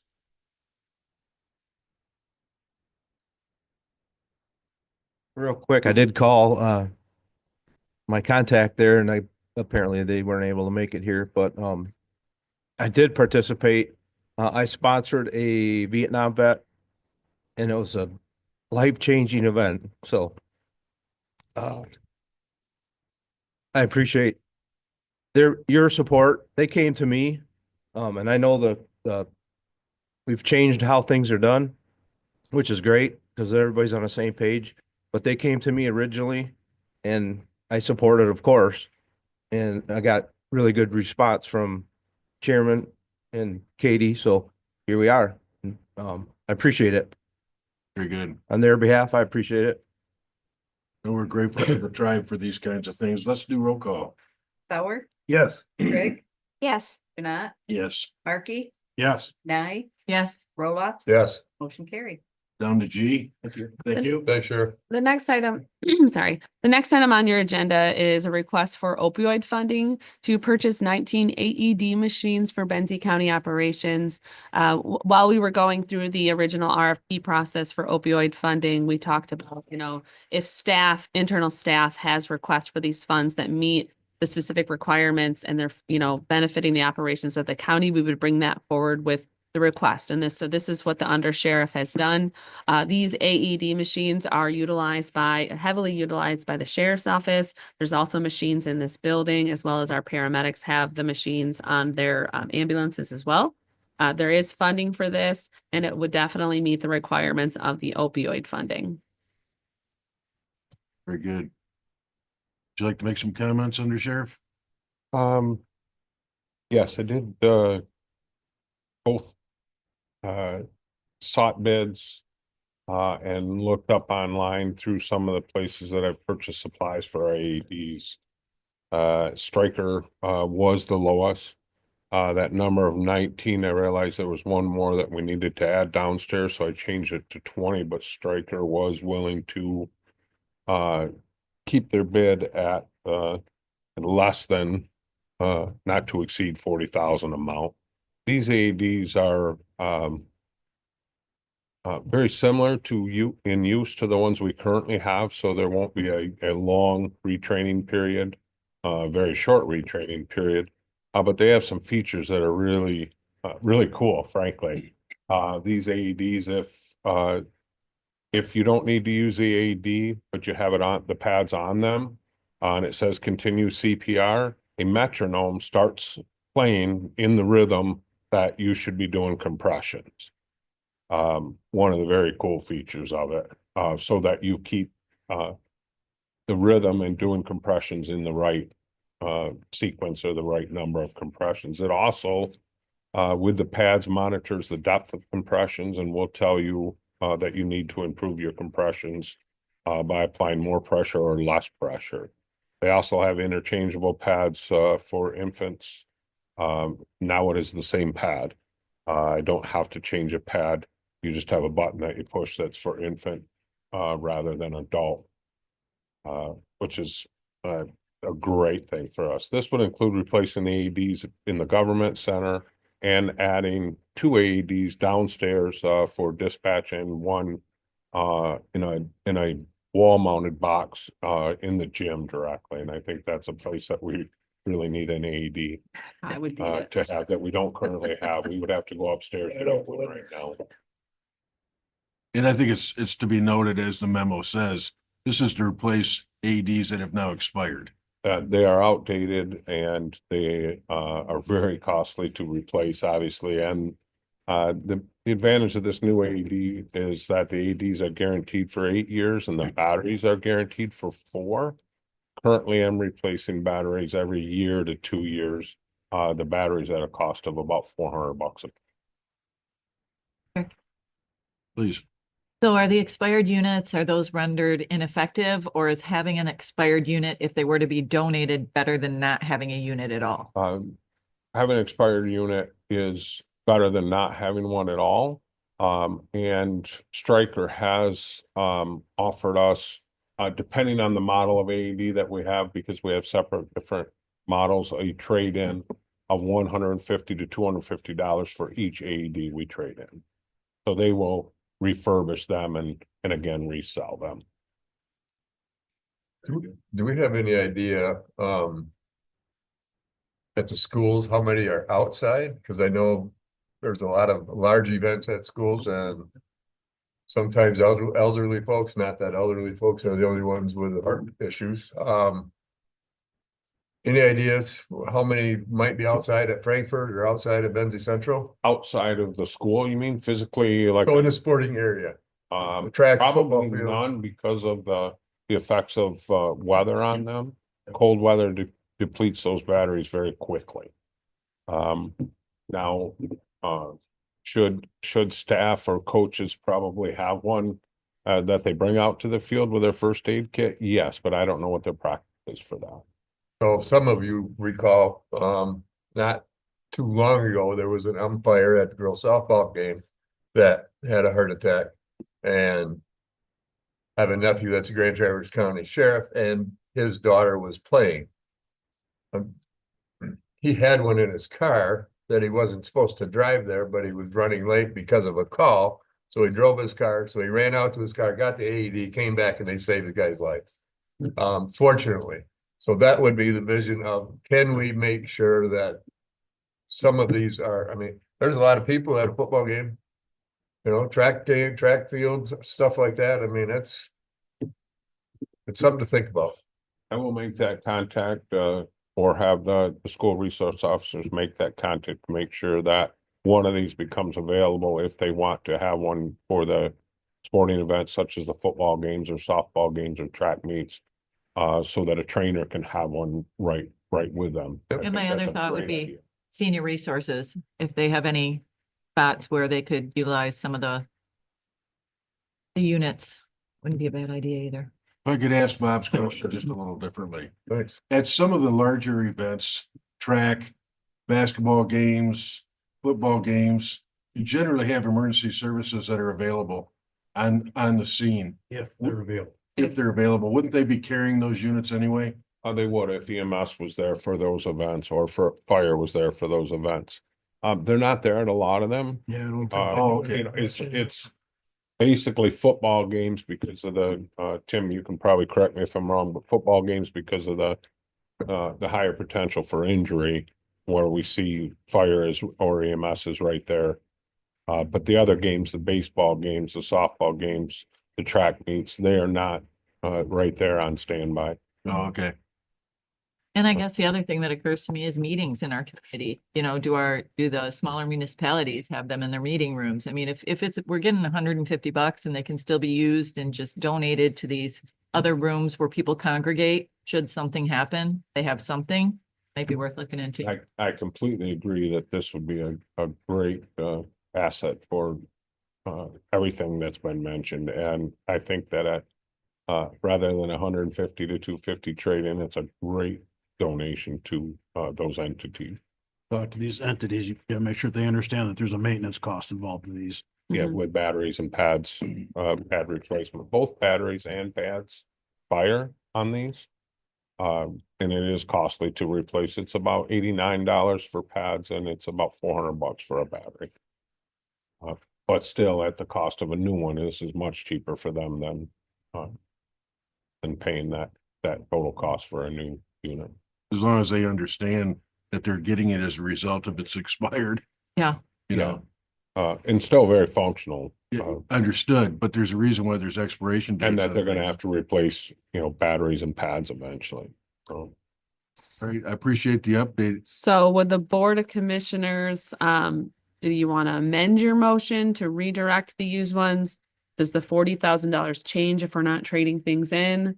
It does not change. That was not considering the trade-in value.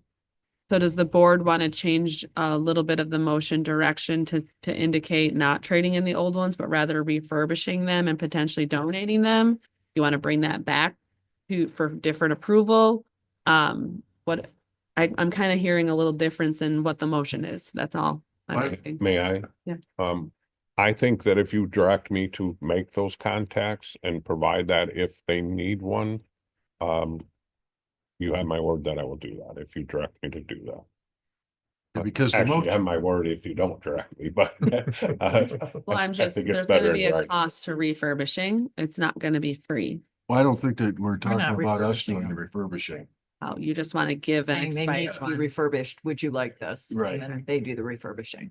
And the motion isn't speaking to what happens to the ones being replaced. It just talks about the ones we're purchasing. Yes. I'll But- make the motion that the Board of Commissioners authorizes up to $40,000 to support the purchase of 20 LifePak automated external defibrillators for Benzie County operations, with funds available in the opioid settlement. 9 seconds. Thank you. Any additional comments?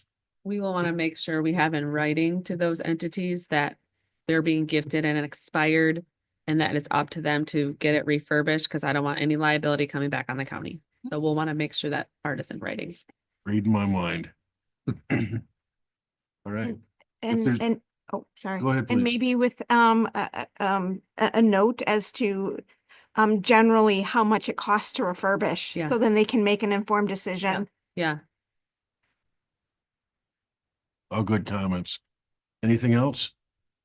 If not, roll call, please. Greg, Yes. Janat, Yes. Arky, Yes. Nye, Yes. Roloffs. Yes. Sauer, Yes. motion carried. Thank you, Greg. Great. So the next item on the agenda also pertains to the under sheriff. This is a reimbursement grant opportunity for a live scan palm scanner, the whole kit and caboodle. This is a pass-through grant in the amount of $10,055. Michael Drager has been working with the sheriff's office through this. He identified the computer and everything needed to be replaced. We were, potentially looking at funding, but then the undersheriff was able to find grant dollars to support the replacement of these devices. This is the palm scan, and fingerprint scanner that is used in booking.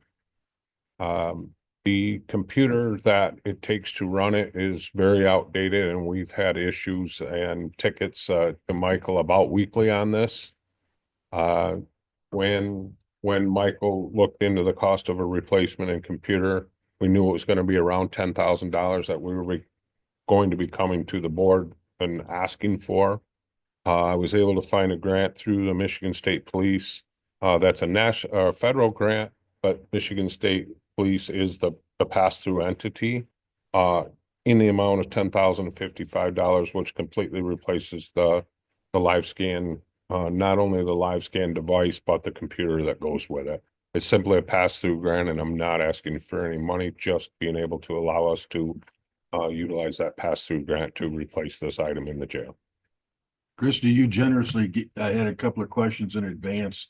Did your questions get answered regarding this? It did. I asked what it was used for. So it's from what you just said, right? You do palm and fingers on the same. Yes, on the same device. On the same It's device. really basically a piece of glass with a scanner underneath. And when you're fingerprinted, you put your fingerprints down there and it automatically records them rather than the old system of putting ink on your fingers and putting them on a card. This automatically not only takes those fingerprints, but tells you if that is a usable fingerprint or not. And the old card system, you looked at it and said, yeah, this looks pretty good. You sent it to MSP and they said, this is junk fingerprints, do it again. This one automatically tells you if they're acceptable by their standards or not. And the palm is for like this, that is specifically to like, well, I looked it up and it says sexual registry.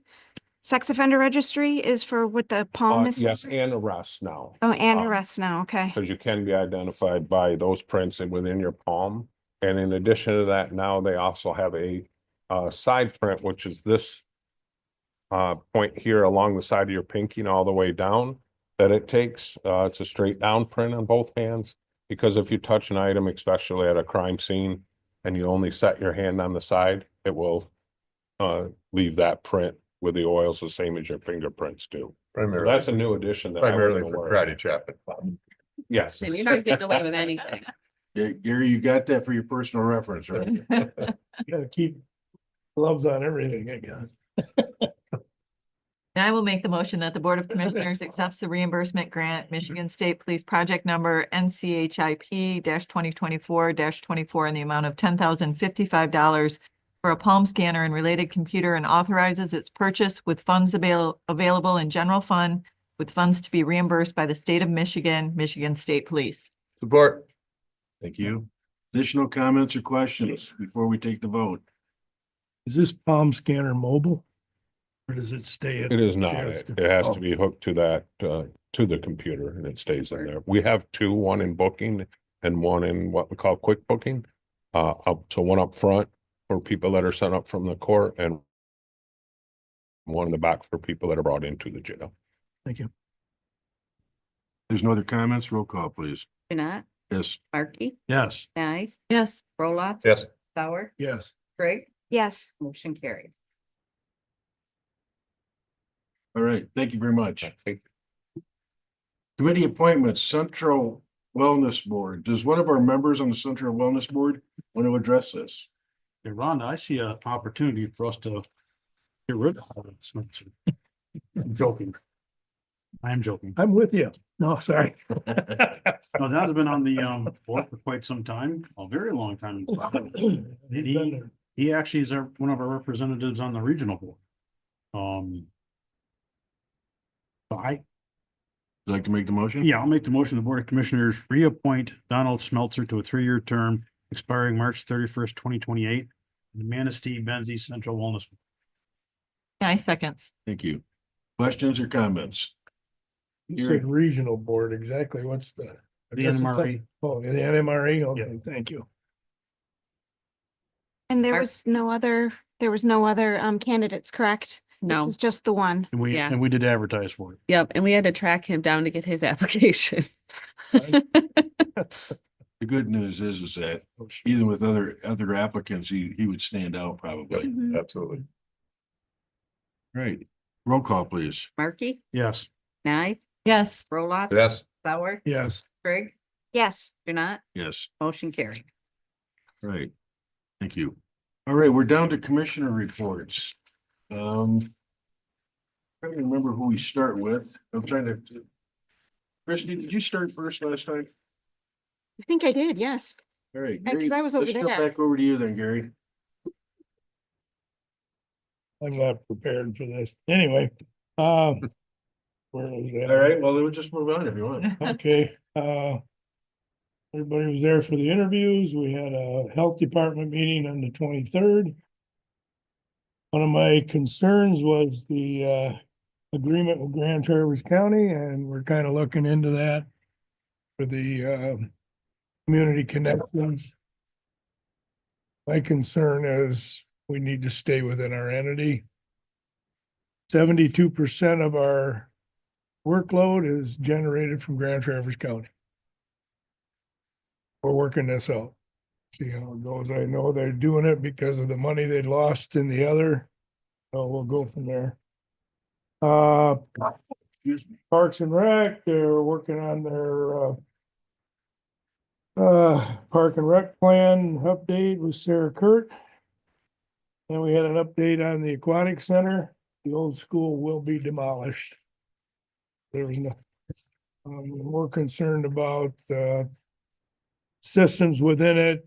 They're just too expensive to replace and it doesn't quite cover what they're looking for. Did it on the Ag and Environmental Tourism meeting again.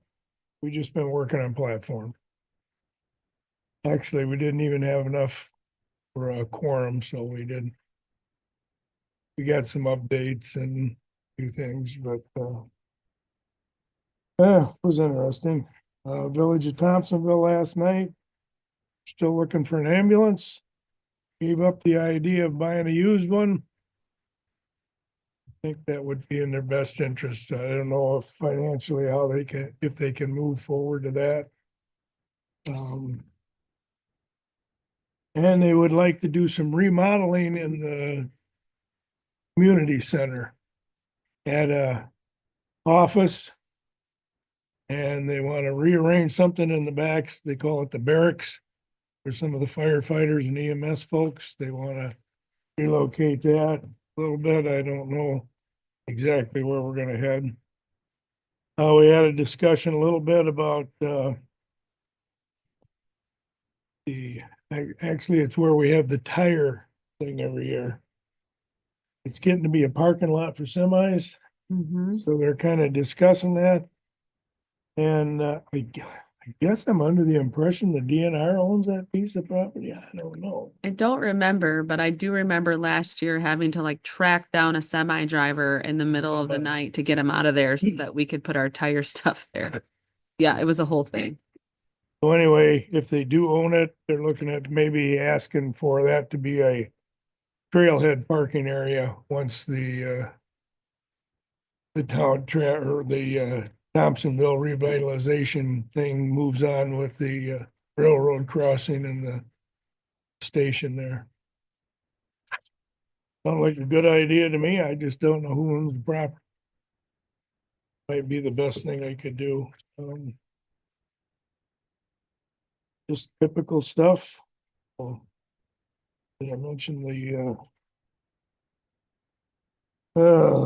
geez, I need to write down a little better. Betsy Valley Trail. We had a meeting. Approved, I think, 3 or 4 events. We still need a little paperwork from the Ironman. And we will be having a ribbon cutting ceremony on June 3rd. Here, 11 a.m., No, 10. 10 a.m. Yeah. From the new stretch, it looks like everything's coming together and looks good, so use the trail. About all I've got, so thanks. Your questions for Gary? Oh, I just had a comment on the contract.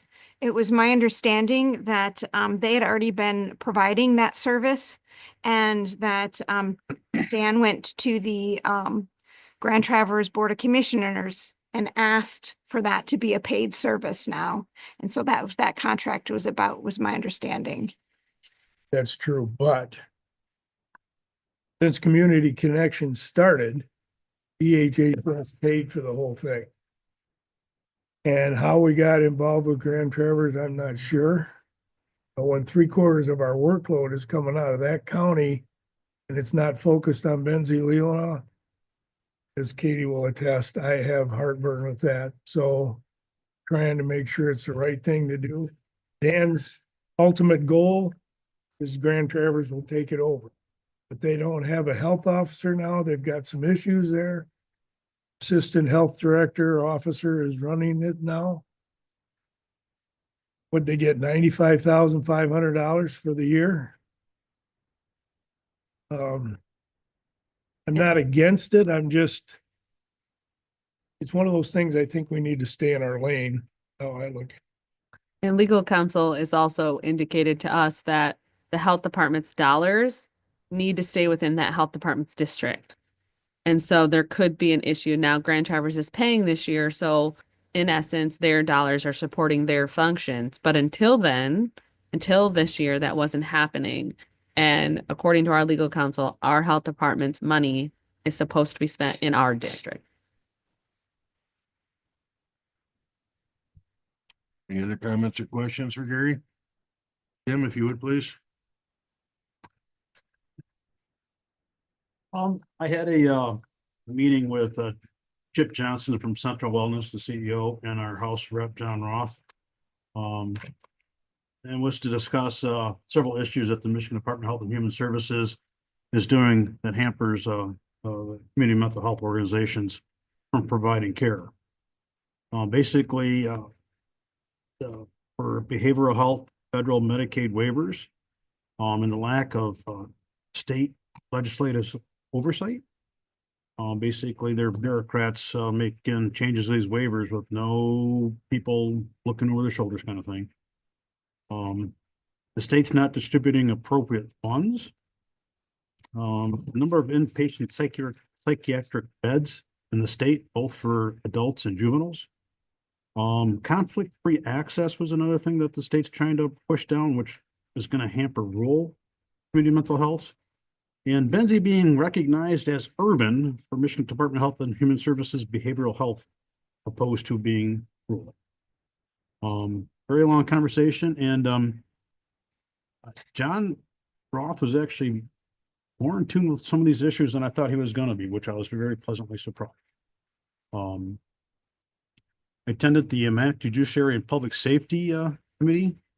We were given a presentation from Catherine Kami from Michigan Department of Health and Human Services on a Section 1115 reentry services demonstration. What that is it's a Medicaid waiver, and it's a temporary one to demonstrate to whether they can be successful or not. But it has to deal with people that are incarcerated, getting them on Medicaid before they're being released, so they can get the services they need right away versus getting released, then have to reapply or get recertified for Medicaid and get the treatments that they need. We're talking about substance use disorder, alcohol, opioids, kind of stuff, which is great because that has been identified as a gap. But they were looking for a 7-day window from being released to treatment. When I heard that, I stopped her. I'm like, that's not even close. That's not, I said, 1 day is too much. Fate has it, Sheriff Murphy from Livingston County was on the call, and he piped up. He said, I'm gonna back that 100%. He said, the amount of people we're getting overdosing as soon as they get let out is amazing. So you need to change your window from 7 days to less than 1 day. So we'll see if that's gonna have any change or not, on that. I attended the NMRE ASUD, the Northern Michigan Regional Entity Substance Use Disorder and Oversight Committee meeting. There were no PA2 funding requests for Benson County at this one. And just for, I did this early this morning or late last night, depends how you look at it, forwarded, edit the SUD admissions report for Benson County only. If anybody would like, I can give you the whole region report, but that's all the counties, like 29 counties in the region. It's rather large. We had a presentation from Tom McHale regarding the multiple pathway policy request. Now this basically, he would like to have Alcoholics Anonymous removed as the gold standard. Basically, he's been sober for years, I guess, like 19, 20 years, and AA worked for him. However, there's a lot of other paths people can take to sobriety that doesn't involve AA, and he would just like funding opportunities for those other paths in court recognition. So the courts can't say, you know, you're in here for alcohol abuse, you got to go to AA. Well, there's other paths that may be, that work well for somebody where AA would not. It could be because of religious beliefs and stuff, because AA is normally driven by the Catholic churches. I attended the Central Wellness Network Board. At the region, another CMH is having a budget deficit, and they did provide a correction plan, which is kind of nice. Central Wellness is also looking to refund the sheriffs, Benzie and Manistee, for behavioral health transports. Are you aware of that, Sheriff? Sure. Checking. Medicaid, the SSI related programs are increasing the asset limit for Medicaid savings program. Before, people had to have like a max of like $2,000 for an individual or $3,000 for a couple, which today could just be a mortgage payment for somebody. And it's going to go up to $9,666 per individual and $14,470 per couple. All staff day for Central Wellness is going to be October 10th at the Little River Casino. And accounts payable. And then the Village of Honor, they passed a resolution for a fire insurance withholding. They also passed a resolution to remove the Dark Skies Initiative with the intent on revisiting it. I guess when it got passed, it never was really enforced. They didn't have good documentation, so they're just trying to clean it up, and then they're going to revisit it and see if they want to pass one in the future. Interesting. Their zoning worked on and planning worked on a short-term rental ordinance, and a motion was made to pass it, and there was no support, so it died with no support. That's all I have. Questions or comments on his report? If not, Bob? Thank you. Some of you are aware that I've been a little out of commission for like a few months, but I was able to attend a few meetings. Most recently, one being the 911 committee. Normally, Commissioner Markey is there, but he's no longer on that committee. The sheriff now is the board chair, the new board chair. Mr.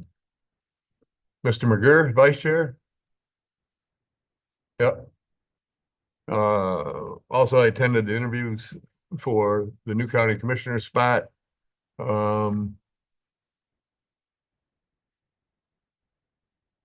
Veterans Affairs meeting yesterday. Of course, we talked about upcoming Memorial Day. The event will be at the Veterans Memorial at 1 o'clock. As well at that meeting yesterday, the athletic director and his assistant we're at the meeting talking about the Salute to Services game. It'll be in August. I don't have the exact date, but I will have before we get, or at our next meeting. Benzie Central is getting a new football coach. They have hired him. He hasn't started yet. I am told he is a Green Beret, retired Army, kind of a lot of energy. So it'll be interesting to see how he fits. And that's just about all I have. Other than Village Lake game tonight. Questions or comments on Bob's report? Thank you. I do have one question. Is the VA administrator, is she still out of the office? Yes. Okay. And is there any return date anticipated yet? Sooner than later. Sooner than later. Yeah, I'm waiting on, as of Friday, I chatted with her. And she was working on an updated doctor's note so that she could come back at least part-time in person. She's been serving folks remotely, and Grand Traverse County's been assisting, with any overflow. Good. But as of Friday, she was working with her doctor's note or doctor to get an updated note. And we've been able to maintain service levels even with her gone. She has this phone forwarded to her home phone. Yep. Very good. Thank you. Rhonda? Sure, thank you. Central Wellness Board, I attended there with Tim. I will just add to his report that the new chairs and officers were selected. Manistee and Benzie switch chair every year. Don Tanner is the new chair. Karen Goodman is the vice chair for Manistee, and I remain the secretary. The board as a whole supported a letter and a resolution to express board support for our executive director to take actions at the NMRE level to make sure all members are playing fairly with regard to finances. There was a discussion about having another salary study. They have a policy that says they do a salary study every 5 years. One was just done 3 years ago. Another one would have cost $22,000. And essentially the conversation landed on they're aware of a couple positions that need to be adjusted. And they're turning over because the pay is not where it needs to be. So it was decided that they would do an internal evaluation to where they need to get those wages to, and we would hold off on that salary study until the 5-year mark. And for the first time in, I believe they said 18 years, the per diem for the Central Wellness Board was bumped from $40 to $50. And they do have a document that says it needs to be, the per diem for that board needs to be in line with either Manistee's boards per diem or Benzie boards. So they opted for Benzie boards instead of Manistee's at that point. I attended interviews with everybody else. Village of Benzonia is applying for an MEDC grant for $1 million.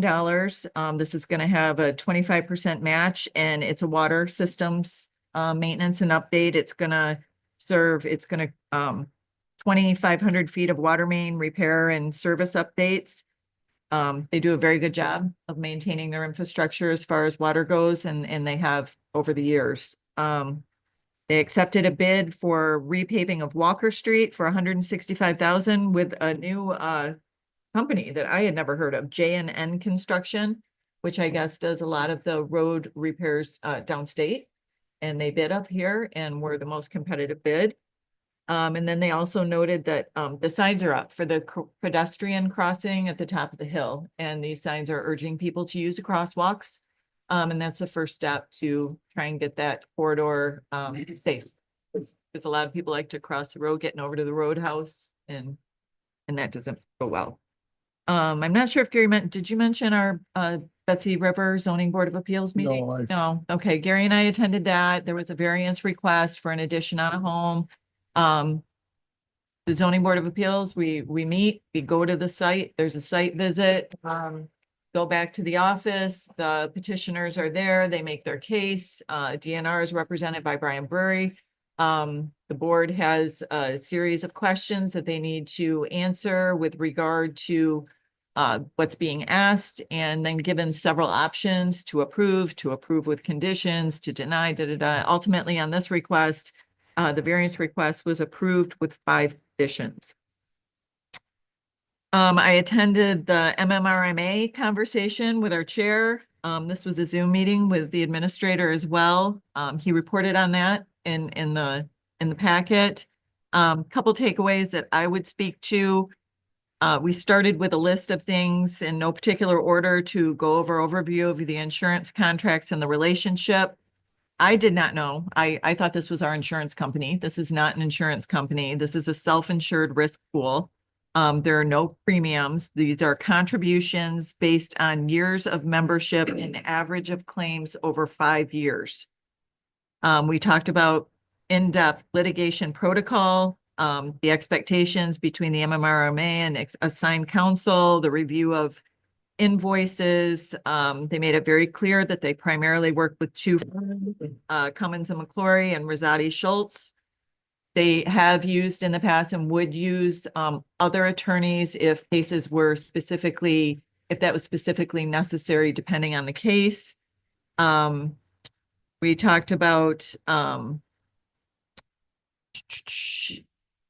as far as submitting invoices, the MMRMA, that's between the county and the agencies, and we are the ones that set the policy for how often we want those and what that looks like through Katie, and we have taken action recently to do that. So I feel like that's in a pretty good place. It was a very informative meeting, and I'll leave the rest of the reporting to Art to speak to. And then outside of my scheduled meetings, I also attended ones that I had been assigned to, but still attend, the land bank.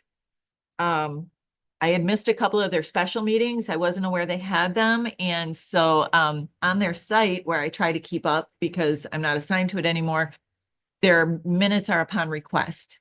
So I kind of asked that they post those, for folks who are, we're talking more about our land bank with housing and stuff like that. So the idea that they post their minutes, and they were very open to that. In fact, I'm not even sure that they realized that they weren't being posted up there, but they were going to do that. So their inventory of 4 properties could very well be down to 1 very soon. The one we lovingly refer to as Mold House had 4 bids on it. It was awarded to one of those applicants, and then the 2 vacant properties on Judson Avenue in Thompsonville also had a bid for both properties that was accepted at the last meeting. The other thing in the minutes that I read that I thought was intriguing, there's going to be a land bank school coming in the fall, which our land bank is going to facilitate. And then they really need to know which direction they're going to go in with only 1 property in the inventory. So that's what they're discussing. I also attended the Water Smart Land Use Committee. I spoke to that a little bit, what they're working on with the protection of water in mind. They are getting ready to do an assessment of all our townships, villages, and city as far as how they approach zoning and their permitting process. They're going to do this by interviewing all their zoning administrators, find out where there are gaps in the process, and perhaps work towards getting uniform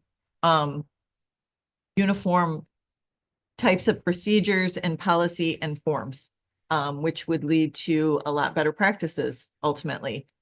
This is in line with our strategic plan and our master plan. So I give them credit for taking this on. We don't have another committee in place that's looking at this issue, and I'll be excited to hear what they come back and report after they conduct these interviews. They also reported that they, with one of their grants, have hired a new watershed coordinator. Dr. Eric Moore will be starting August 25th. And another great thing that happened in our community, which I attended, was a presentation put on by Paul Oliver at the Garden Theater, Hot Hormones Cool Conversations. But between about 150 and 200 women in our community were there. They had 4 professionals who did a presentation, open forum, question and answer.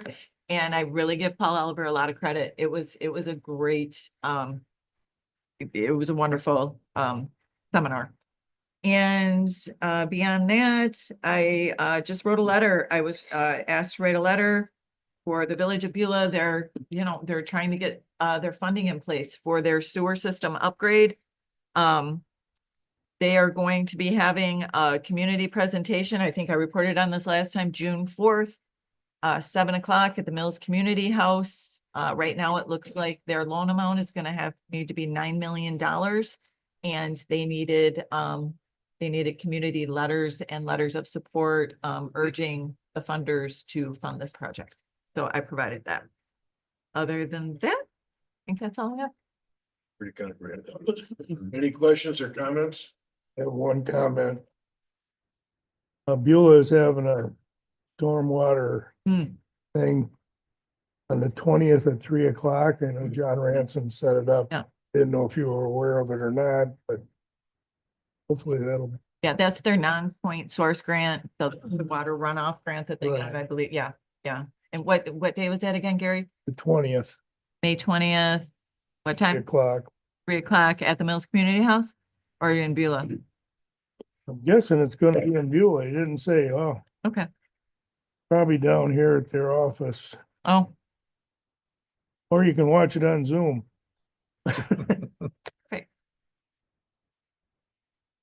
They have good broadband in Beulah now? I don't know. That's why you want to watch it on Zoom. Hey, just a couple of comments. That per diem at the, well, did you say something? Central Wellness. Yeah, if you remember right, and this is the benefit of the group, one of the reasons why we raised the per diems here was in order to make room for these volunteer groups. Basically, I call them volunteers, so that they could raise theirs. I'm glad they took advantage of that. And with respect to the land bank, we're going to be talking a little bit about that this afternoon regarding the EDC, how the land bank and the EDC can be doing things together. So as they're exploring what is my next step, I think that there's a broader conversation to be had there. Very good. Thank you. Christie? Sure. So, just a little more on the, Benzie-Leelanau District Health Department. They talked about how, they are already informed that they will have a shortfall next fiscal year of about 590,000. Again, that was at that point.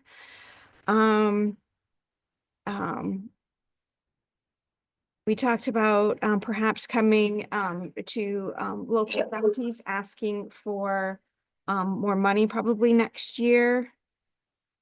Let's see, and then I also went to the Lake Township meeting. Just a couple of fun things that came out of that. One that they are going to do their garlic mustard dumpster again. So for those of you who pull your garlic mustard, Lake Township has a receptacle for that. And it's very popular. Also, they confirmed that the rodent boxes they have don't contain rodenticide. They contain a birth control specific to mice. I thought that was interesting. So yeah, you don't have to worry about them dying. They're just not going to continue to breed. Anyway, I thought that was good. Again, I also I was also there for the interviews. The Material Management Planning Committee. We're working on some frameworks, some priorities and goals there. So when, as I talked about last time, we have an RFP for consultants that we have some framework when they come to us and say, what do you want us to do? We have what we want them to do. We're finding that there's not a lot of data collection when it comes to waste collection and disposal. However, with what numbers we do have, we looked at our current recycling rates. Now, mind you, remember I talked about the goal was to reduce by 40%. And that was waste, diverted waste. And so what we're looking at, Benzie County is about 26%. Grand Traverse County is 14% and Leelanau is 46%. So yes, we reviewed past plans from like 10 years ago, and the priorities are shockingly similar to now, where it is targeting organic waste, pulling that out of our waste stream, and then curbside recycling. We also discussed, and this was new to me, that once we get our plan formed, this whole tri-county materials management planning committee, the whole point of this, right, is to come up with a plan. Well, the idea is that plan needs to be adopted and accepted by 3/4 of the townships in all three counties. So it's very important that we not only have a good plan, but a plan that our townships will say, yes, this is great. We support this. We want to bring this on, and we're on board. So we really need our townships to buy in early. And of course, as you know, we do have township representatives from all the three counties on the board as well. So hopefully that is helpful. But anyway, those were the committee meetings I went to. Any questions for me? For the 3/4, that just be the township boards voting? I believe so, yes. Yeah. It's not a ballot. No, No. it's the township boards Yes. buying into Correct. on behalf of their township. Yes. Yeah. Yes. Kind of like. When is hazard your next meeting? mitigation. Take 12 years. Our next meeting's in meeting? June, right? Yes. Here? Yes. Yes, it'll be here. It is June 13th. at 1:00. All right, I got a couple people want to come. You got it. Thank you. Yes. We've had public comment. We've had a gentleman from Leelanau come and talk about biochar. Well, Christie, I'm certainly glad that you cleared up that issue about rodents at Lake Township. Because Yeah, I've right. lost all kinds of sleep, we may be killing them. I know. Again, like I said, it was just a fun fact, but I mean, I didn't know that, and I thought maybe you all would be interested. In full disclosure, you're with the European- gardening group there, so you'd Yeah. be glad to know that you're not dead rodents there, That's right? right. I wonder what these, right to life people are gonna, I don't know. Expect the calls that in fact, I mentioned it. I know. Well, it's really ingenious. I thought it was ingenious. All right. Thank you, Christie. Mhm. I'm just gonna keep this brief. You won't be disappointed about that. The things that are happening at MAC with respect to the platform they have there, most of you in your groups will hear about this anyway. So there's not much issues or reason to spend a lot of time on it. Two things that I took away from it that I think are relevant to us is we're talking about Headley again. And of course, that'll be an issue for us on an upcoming ballot. So it's curious that other communities are bringing that up now also because it's affecting them, even though they continue to have it on their ballot for the operating millage, they still have negative effects for it. So we want to keep that in mind as we're moving forward. And apparently there's a movement at Lansing to take the road commissions. And right now you have the discretion of either appointing or electing your road commissions. Is that it would be an appointed position for 4 years, not 6 years. Whether that'll get in legs or not, I'm not sure. I have no opinion on it one way or the other, because I think ours is working. But I thought it curious that somebody wanted to bring that up and run with it in Lansing. And with MMRMA, just to add to what was said already, they have agreed, and you'll hear some of this probably as we are going through any discussions regarding legal issues. We are going to be getting regular status updates as they become relevant to us.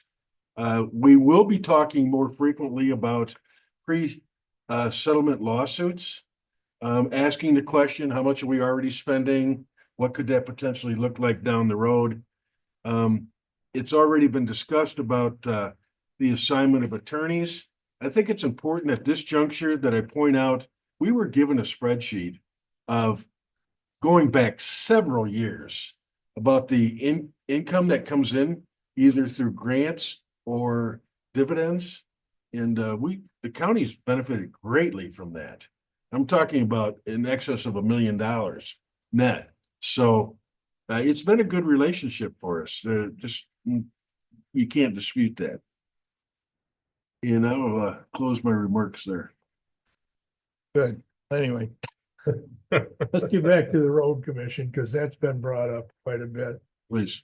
I'm I'm just reporting on it. I'm not taking Okay, a position. Grand Traverse County has a appointed board. I heard some of their commissioners pretty upset about the appointed board, that they don't think it's functioning very well. And the appointments must be for 6 years too. We're very fortunate with what we have, and I don't want to see any of that change.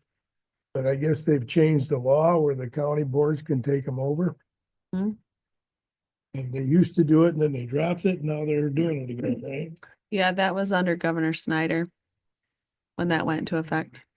Actually, they would move away from elections and have them all be appointed. Yeah, That's what the movement is. yeah. Whether it gets any legs or not, it's yet to be seen. Governor Snyder put in place where it was optional. So Grand Traverse County, I think, has been utilizing that knowledge with their situation. So it was optional under Governor Snyder and it still is optional. But yeah, this move in Lansing is to just everybody carte blanche. Mhm. Makes me nervous, right?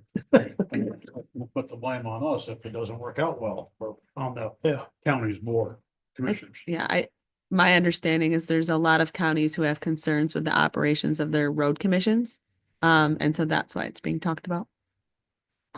Well, if that makes you uncomfortable, consider the fact that there's a movement underway for Axe My Tax, where the county would no longer collect property or personal tax, and they'd have to find another mechanism to fund the counties, which would be far less in delivery of services than what we have today. Mhm. I'm going to tell you, I think from my perspective, that's an issue, because when I think about how the community votes, if they heard, and the petition's already been approved, so the petition's out there, who's not going to sign a petition that says, yeah, let's do away with property tax and personal tax?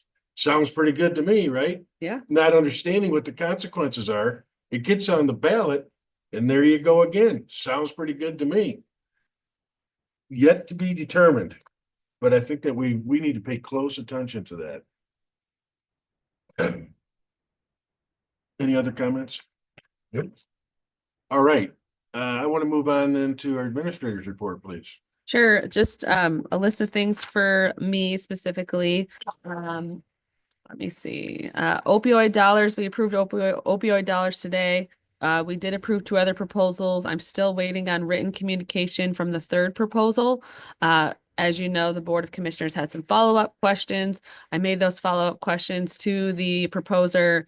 They wanted to just tell me the answers, and I said, no, can you please give it to me in writing so I can relate it to you?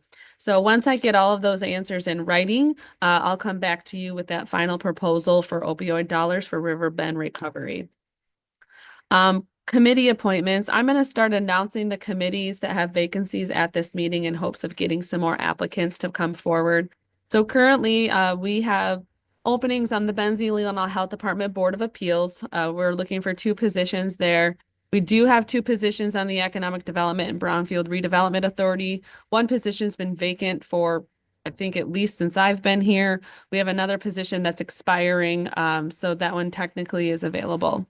We have 3 positions on the Parks and Recreation Commission, as well as a position on the Benzie Land Bank Authority. So for the community that's interested in serving on these committees, if they go to our website, benzieco.gov, there's a big button that says employment and volunteer opportunities, and there's an application as well as the list of appointments that are available. On that application, they can indicate more than one committee that they're interested in, and then they'd go into the pool for those applications. I really want to encourage the community to, be involved. We're really struggling. You hear through the grapevine of the world that it's always the same thing and it's always the same people. Well, this is the opportunity for folks to get involved and make change. I'm really trying to encourage that at the local level. Katie, before you leave that, 2 things I want to say. First, regarding the EDC board, that position's been held open because we didn't know what the chamber was going to be doing. Yeah. And because now that's all in flux, probably we don't need to be overly aggressive about how we feel that. But each one of us as commissioners have a responsibility to recruit talent to this board. It's not just about raising your hand. It's about, do we have the best talent at every given group? And if you look around where we've done some appointments where we really had the skill levels to do that, it's made a difference in those committees. So you're around the communities, you're talking to a lot of people. Keep that on top of mind when you see an opportunity for recruiting. definitely. Katie, how long has there been an opening on the land bank? Let me see if I still have that spreadsheet pulled up. So Jason Barnard expired. Our policy indicates that that person continues to serve until a replacement is made. We've not heard from Jason on his desire. So technically it is available. He may want to be reappointed and this board may ultimately decide to simply reappoint him. But technically his term expired in April. Yeah. Headley Tax Advisory Committee, we had our first meeting of the Tax Limitation Advisory Committee. All members were present in addition to Commissioner Sauer as well as Breanne Lindsay. This was really an organizational meeting. Randy Rice will remain the chair of the committee and Mandy Gray Rainier is going to take the minutes for us this time around. And really what we talked about at that meeting is just what information they want Breanne and I to gather for the next meeting. So more to come on that. I will be placing on the website a schedule. So the committee, and I don't have that agenda. The committee did decide on the next 3 meeting dates. Right now they're going to be monthly, and then it will probably pick up pace as we get to the end of the year and the beginning of next year. As you know, we established this committee kind of early this year, so we had a lot of time to really go through the details and educate the community on what the need is for Benzie County. So there is a meeting in June and I'll get those dates on the website very, very soon for everybody. As a reminder, we do have an active proposal right now for EMS Station 3 in Frankfort. That closes at 2 o'clock on Friday. We did have 3 individuals come to the walkthrough. So we're hoping for at least 3 proposals to come forward. During that walkthrough, it was reiterated to everybody that the goal is to get these folks into this new space by the end of the year. All 3 of them shook their heads, said no problem. So we're really hopeful that we can see this through before the end of the calendar year. Recycling bins, as you've probably all seen if you've driven through or online, the Frankfort recycling bins have moved. They're over on Mr. Rainier's property now over there by Storm Cloud. So that's really exciting. I also had mentioned that there would be a potential that the Benzonia bins there near Save-A-Lot would have to move. But we have received word from the landowner and the proposed buyer that they wouldn't have to move anytime soon. So those bins are going to stay in place for a while. You will notice too that throughout the county, the colors are changing on the bins. GFL is helping us to update all the bins and get rid of the rusty old red ones. And now it's the brand new lime green ones. So that is happening throughout the county. Dave Schaefer's been great. If there's an issue, he responds to it. He's checking those bins quite often. So if you have any issues, please let us know and Dave will address it. We are bringing on our temporary summer site attendants again. So that they can assist, because as we know, here in a couple of weeks, we're going to go crazy around the county with all the extra folks. And so we will bring on those temporary site attendants here rather quickly to help us monitor those bins a little closer. So hopefully we can keep them a little cleaner this summer. I had brought up a couple of months ago about animal control and the potential updates that were going to need to be made to the building. We haven't made much groundwork on that yet. As you know, there's a lot of changes happening in Lansing as to what is a shelter and the requirements of a shelter. And so our shelter as it stands now is not going to meet the new regulations for shelters. Our kennels on the inside, the dog kennel specifically, they need to be updated. We use an epoxy cover on those. The epoxy has to be replaced, but that epoxy is toxic to dogs if they're licking it all the time. And so there's, potential where we would have to do all stainless steel kennels on the inside, which is, $70,000+. Some of the new rules that are going into play is that every dog kennel needs 24/7 outdoor access. Well, as you know, we're built into a hill. That's not going to happen, right? So more to come on that. I did have some casual off-the-cuff conversations with Grand Traverse County about potentially regionalizing animal control with Grand Traverse and Leelanau. They also don't have shelters. Cherryland Humane Society has given them a 3-year clock to get out. So they have to figure out what they're going to do as well. So we did have some very brief casual conversations about regionalizing. Grand Traverse thought that would be awesome to regionalize as a concept. And so more is going to be coming on that as to what we're going to do with animal control and what that looks like with animal control. I know there's been some conversations of perhaps the county just gives that responsibility off to maybe a volunteer group as far as the shelter goes. So more to come on that. I think everything's on the table at this point as to the future of the animal shelter and animal control.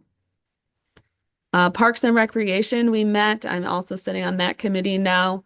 They did look at a almost final rendition of the Crystal Lake Outlet Project, which is with the launch area, parking and such, that did then go to the Betsy Valley Trail, who also gave their stamp of approval. And so that will be coming to this Board of Commissioners here in the next couple of months, that remodel of the Crystal Lake Outlet specifically. So exciting there. I've had a few meetings with the Road Commission, really working on communication and transparency between the county and the Road Commission. So we had a great meeting with them to shore up some of the processes where we work together. So that went really, really well.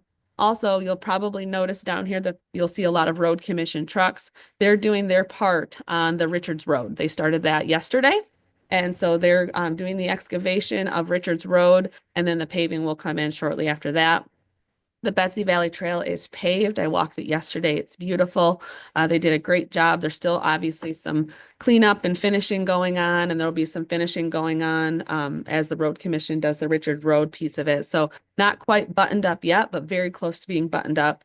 And as Gary said, on June 3rd at 10 o'clock in the morning, we're going to do an official ribbon cutting. The DNR will be present. I've invited our representatives and our senator to be present as well. So I'm hoping for a good turnout for that ribbon cutting ceremony. The lights for the campus that you approved a few months ago, as well as we've gotten some feedback from the community. Those parts are now in. I received word from Mark Munsell today that he has all the equipment now, that he's going to get that scheduled and do the other half of the campus with lighting, and also work to adjust some of these lights that folks in the community have had some concern about, pointing them down and kind of changing the direction so they're not shining into the highway or anything. Health insurance, we've had one meeting with Advantage Benefits Group. We are getting into that renewal phase of things. I did put an offer out to the department heads that if them or any of their staff would like to be part of that conversation for the renewal term, that they're welcome to be so. So really creating that kind of unofficial health insurance committee so that they can be part of that conversation on what the renewal looks like with Priority Health and other subsidiary benefits. As you know, with Priority Health, we were able to obtain a cap in our renewal for this year. So our renewal will not exceed 12% for this year. We're hoping it's lower, obviously, but it will not exceed 12% for Priority Health. Our other subsidiary benefits, a lot of those are out for proposal in the market. So we are going to market for dental and vision and, life insurance and those sorts of things. So we will go to market for those. And then ultimately it'll all come to this board for approval with the budget.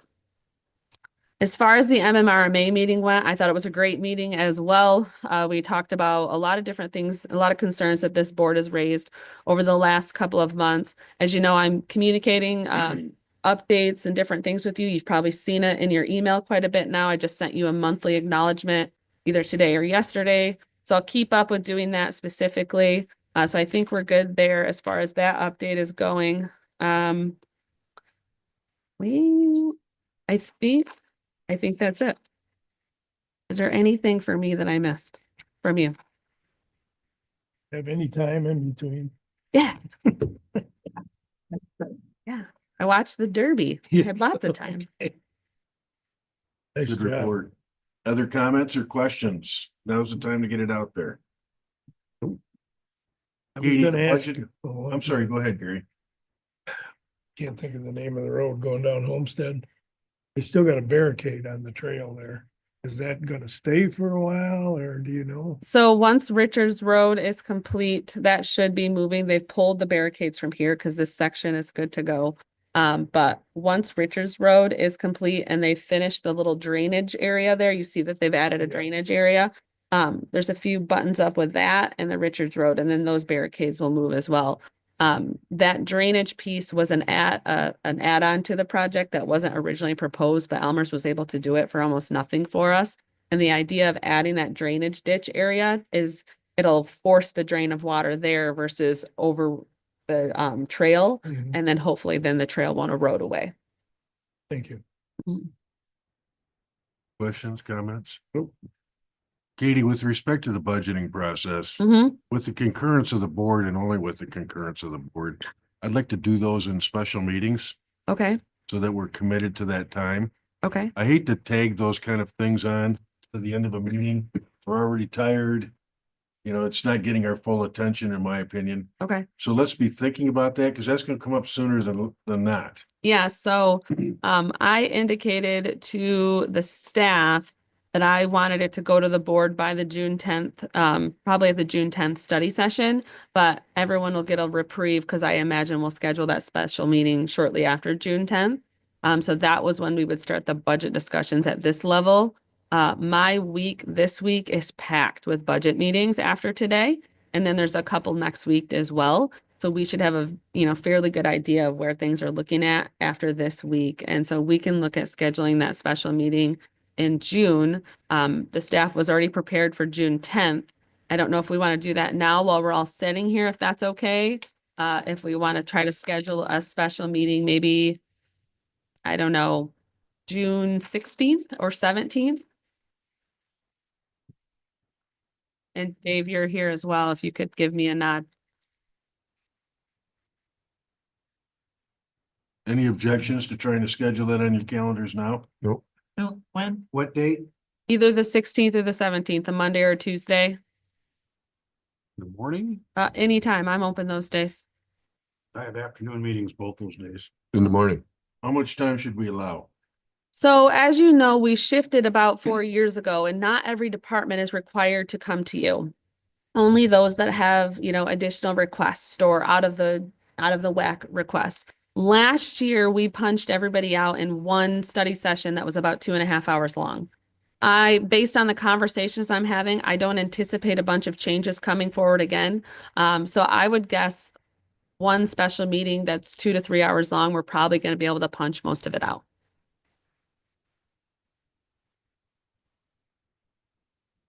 Monday? Okay, so then Monday I'm open. Okay, so I'm completely open. So anytime that you guys want to do on the 16th or 17th, I'm guessing a max probably a 3-hour time block. I'm gonna just throw this out there to start the conversation. Monday, June 16th, starting at 10 a.m. That's fine with me. Christie, how does that look for you? Not I great. can make that work. You can make it work if you get enough notice? Mm. Okay. Rhonda, how does it look for you? I can make it work Right. right from cross. You need to start at 10:30? No, it's fine. We I want can, you I to can miss get, cross. I know. Start at 10:30, now you're gonna get into lunch. We're into lunch anyway. I How have you food in my guys office for all of you. Tim? Good. Dave, And Dave's Tammy, good.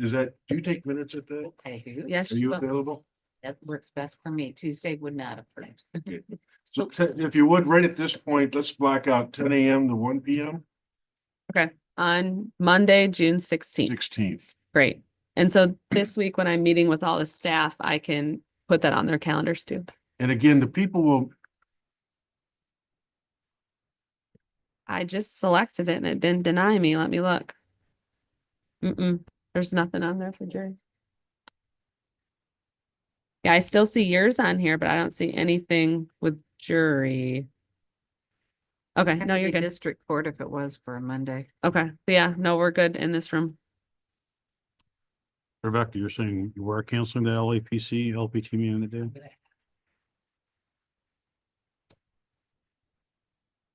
Great. Dave, you'll be good. Yep, good. All right, so put it on your calendar for June 16th. If that date looks like it needs to be flexible, we'll get to you as quickly as we can. What I'm hearing you say is that we might be able to do the entire budget in that one shot. And the reason why we might be able to do that is we're only interviewing departments where they are asking for increases or exceptions. Yes. Okay. All right. But I do extend the offer to everybody if they want to present to you, even if their budget's not changing, everyone's always welcome to. They just never take me up on the offer. You can understand why. I'd feel the same way. All right, anything else for Katie? you have in your packet is correspondence. We're at public comment.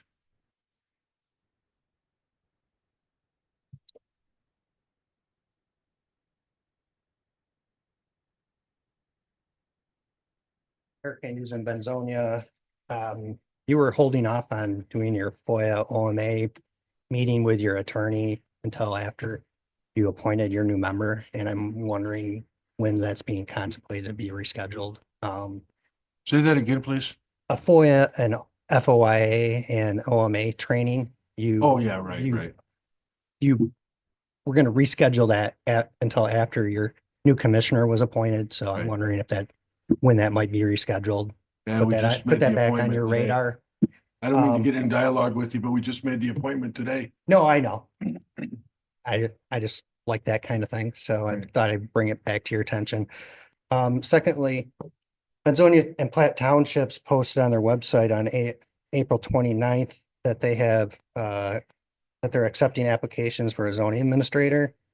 Says a bachelor's degree and a zoning and planning experience is preferred but not required. And the deadline is May 22, 2025. I've come to learn that that's a pretty important position.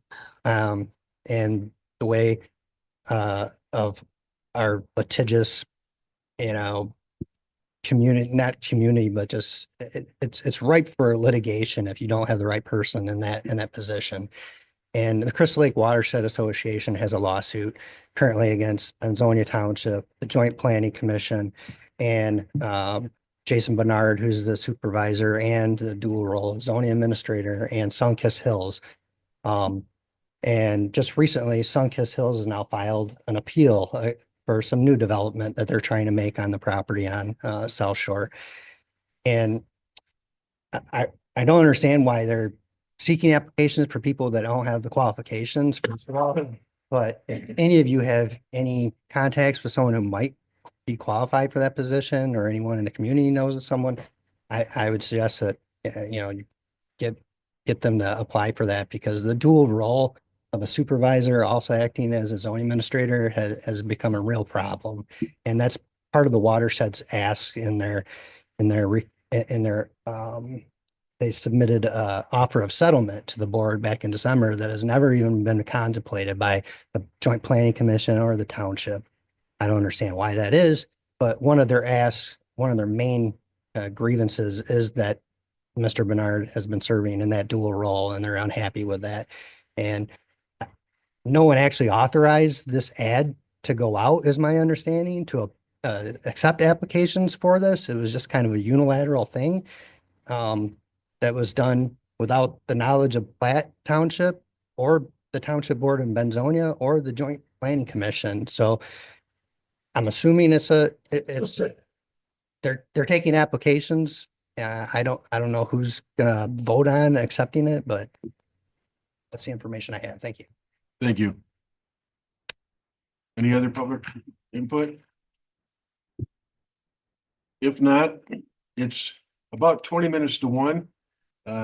Rhonda, starting our next meeting at 10 after 1. That's 10 30 after. minutes.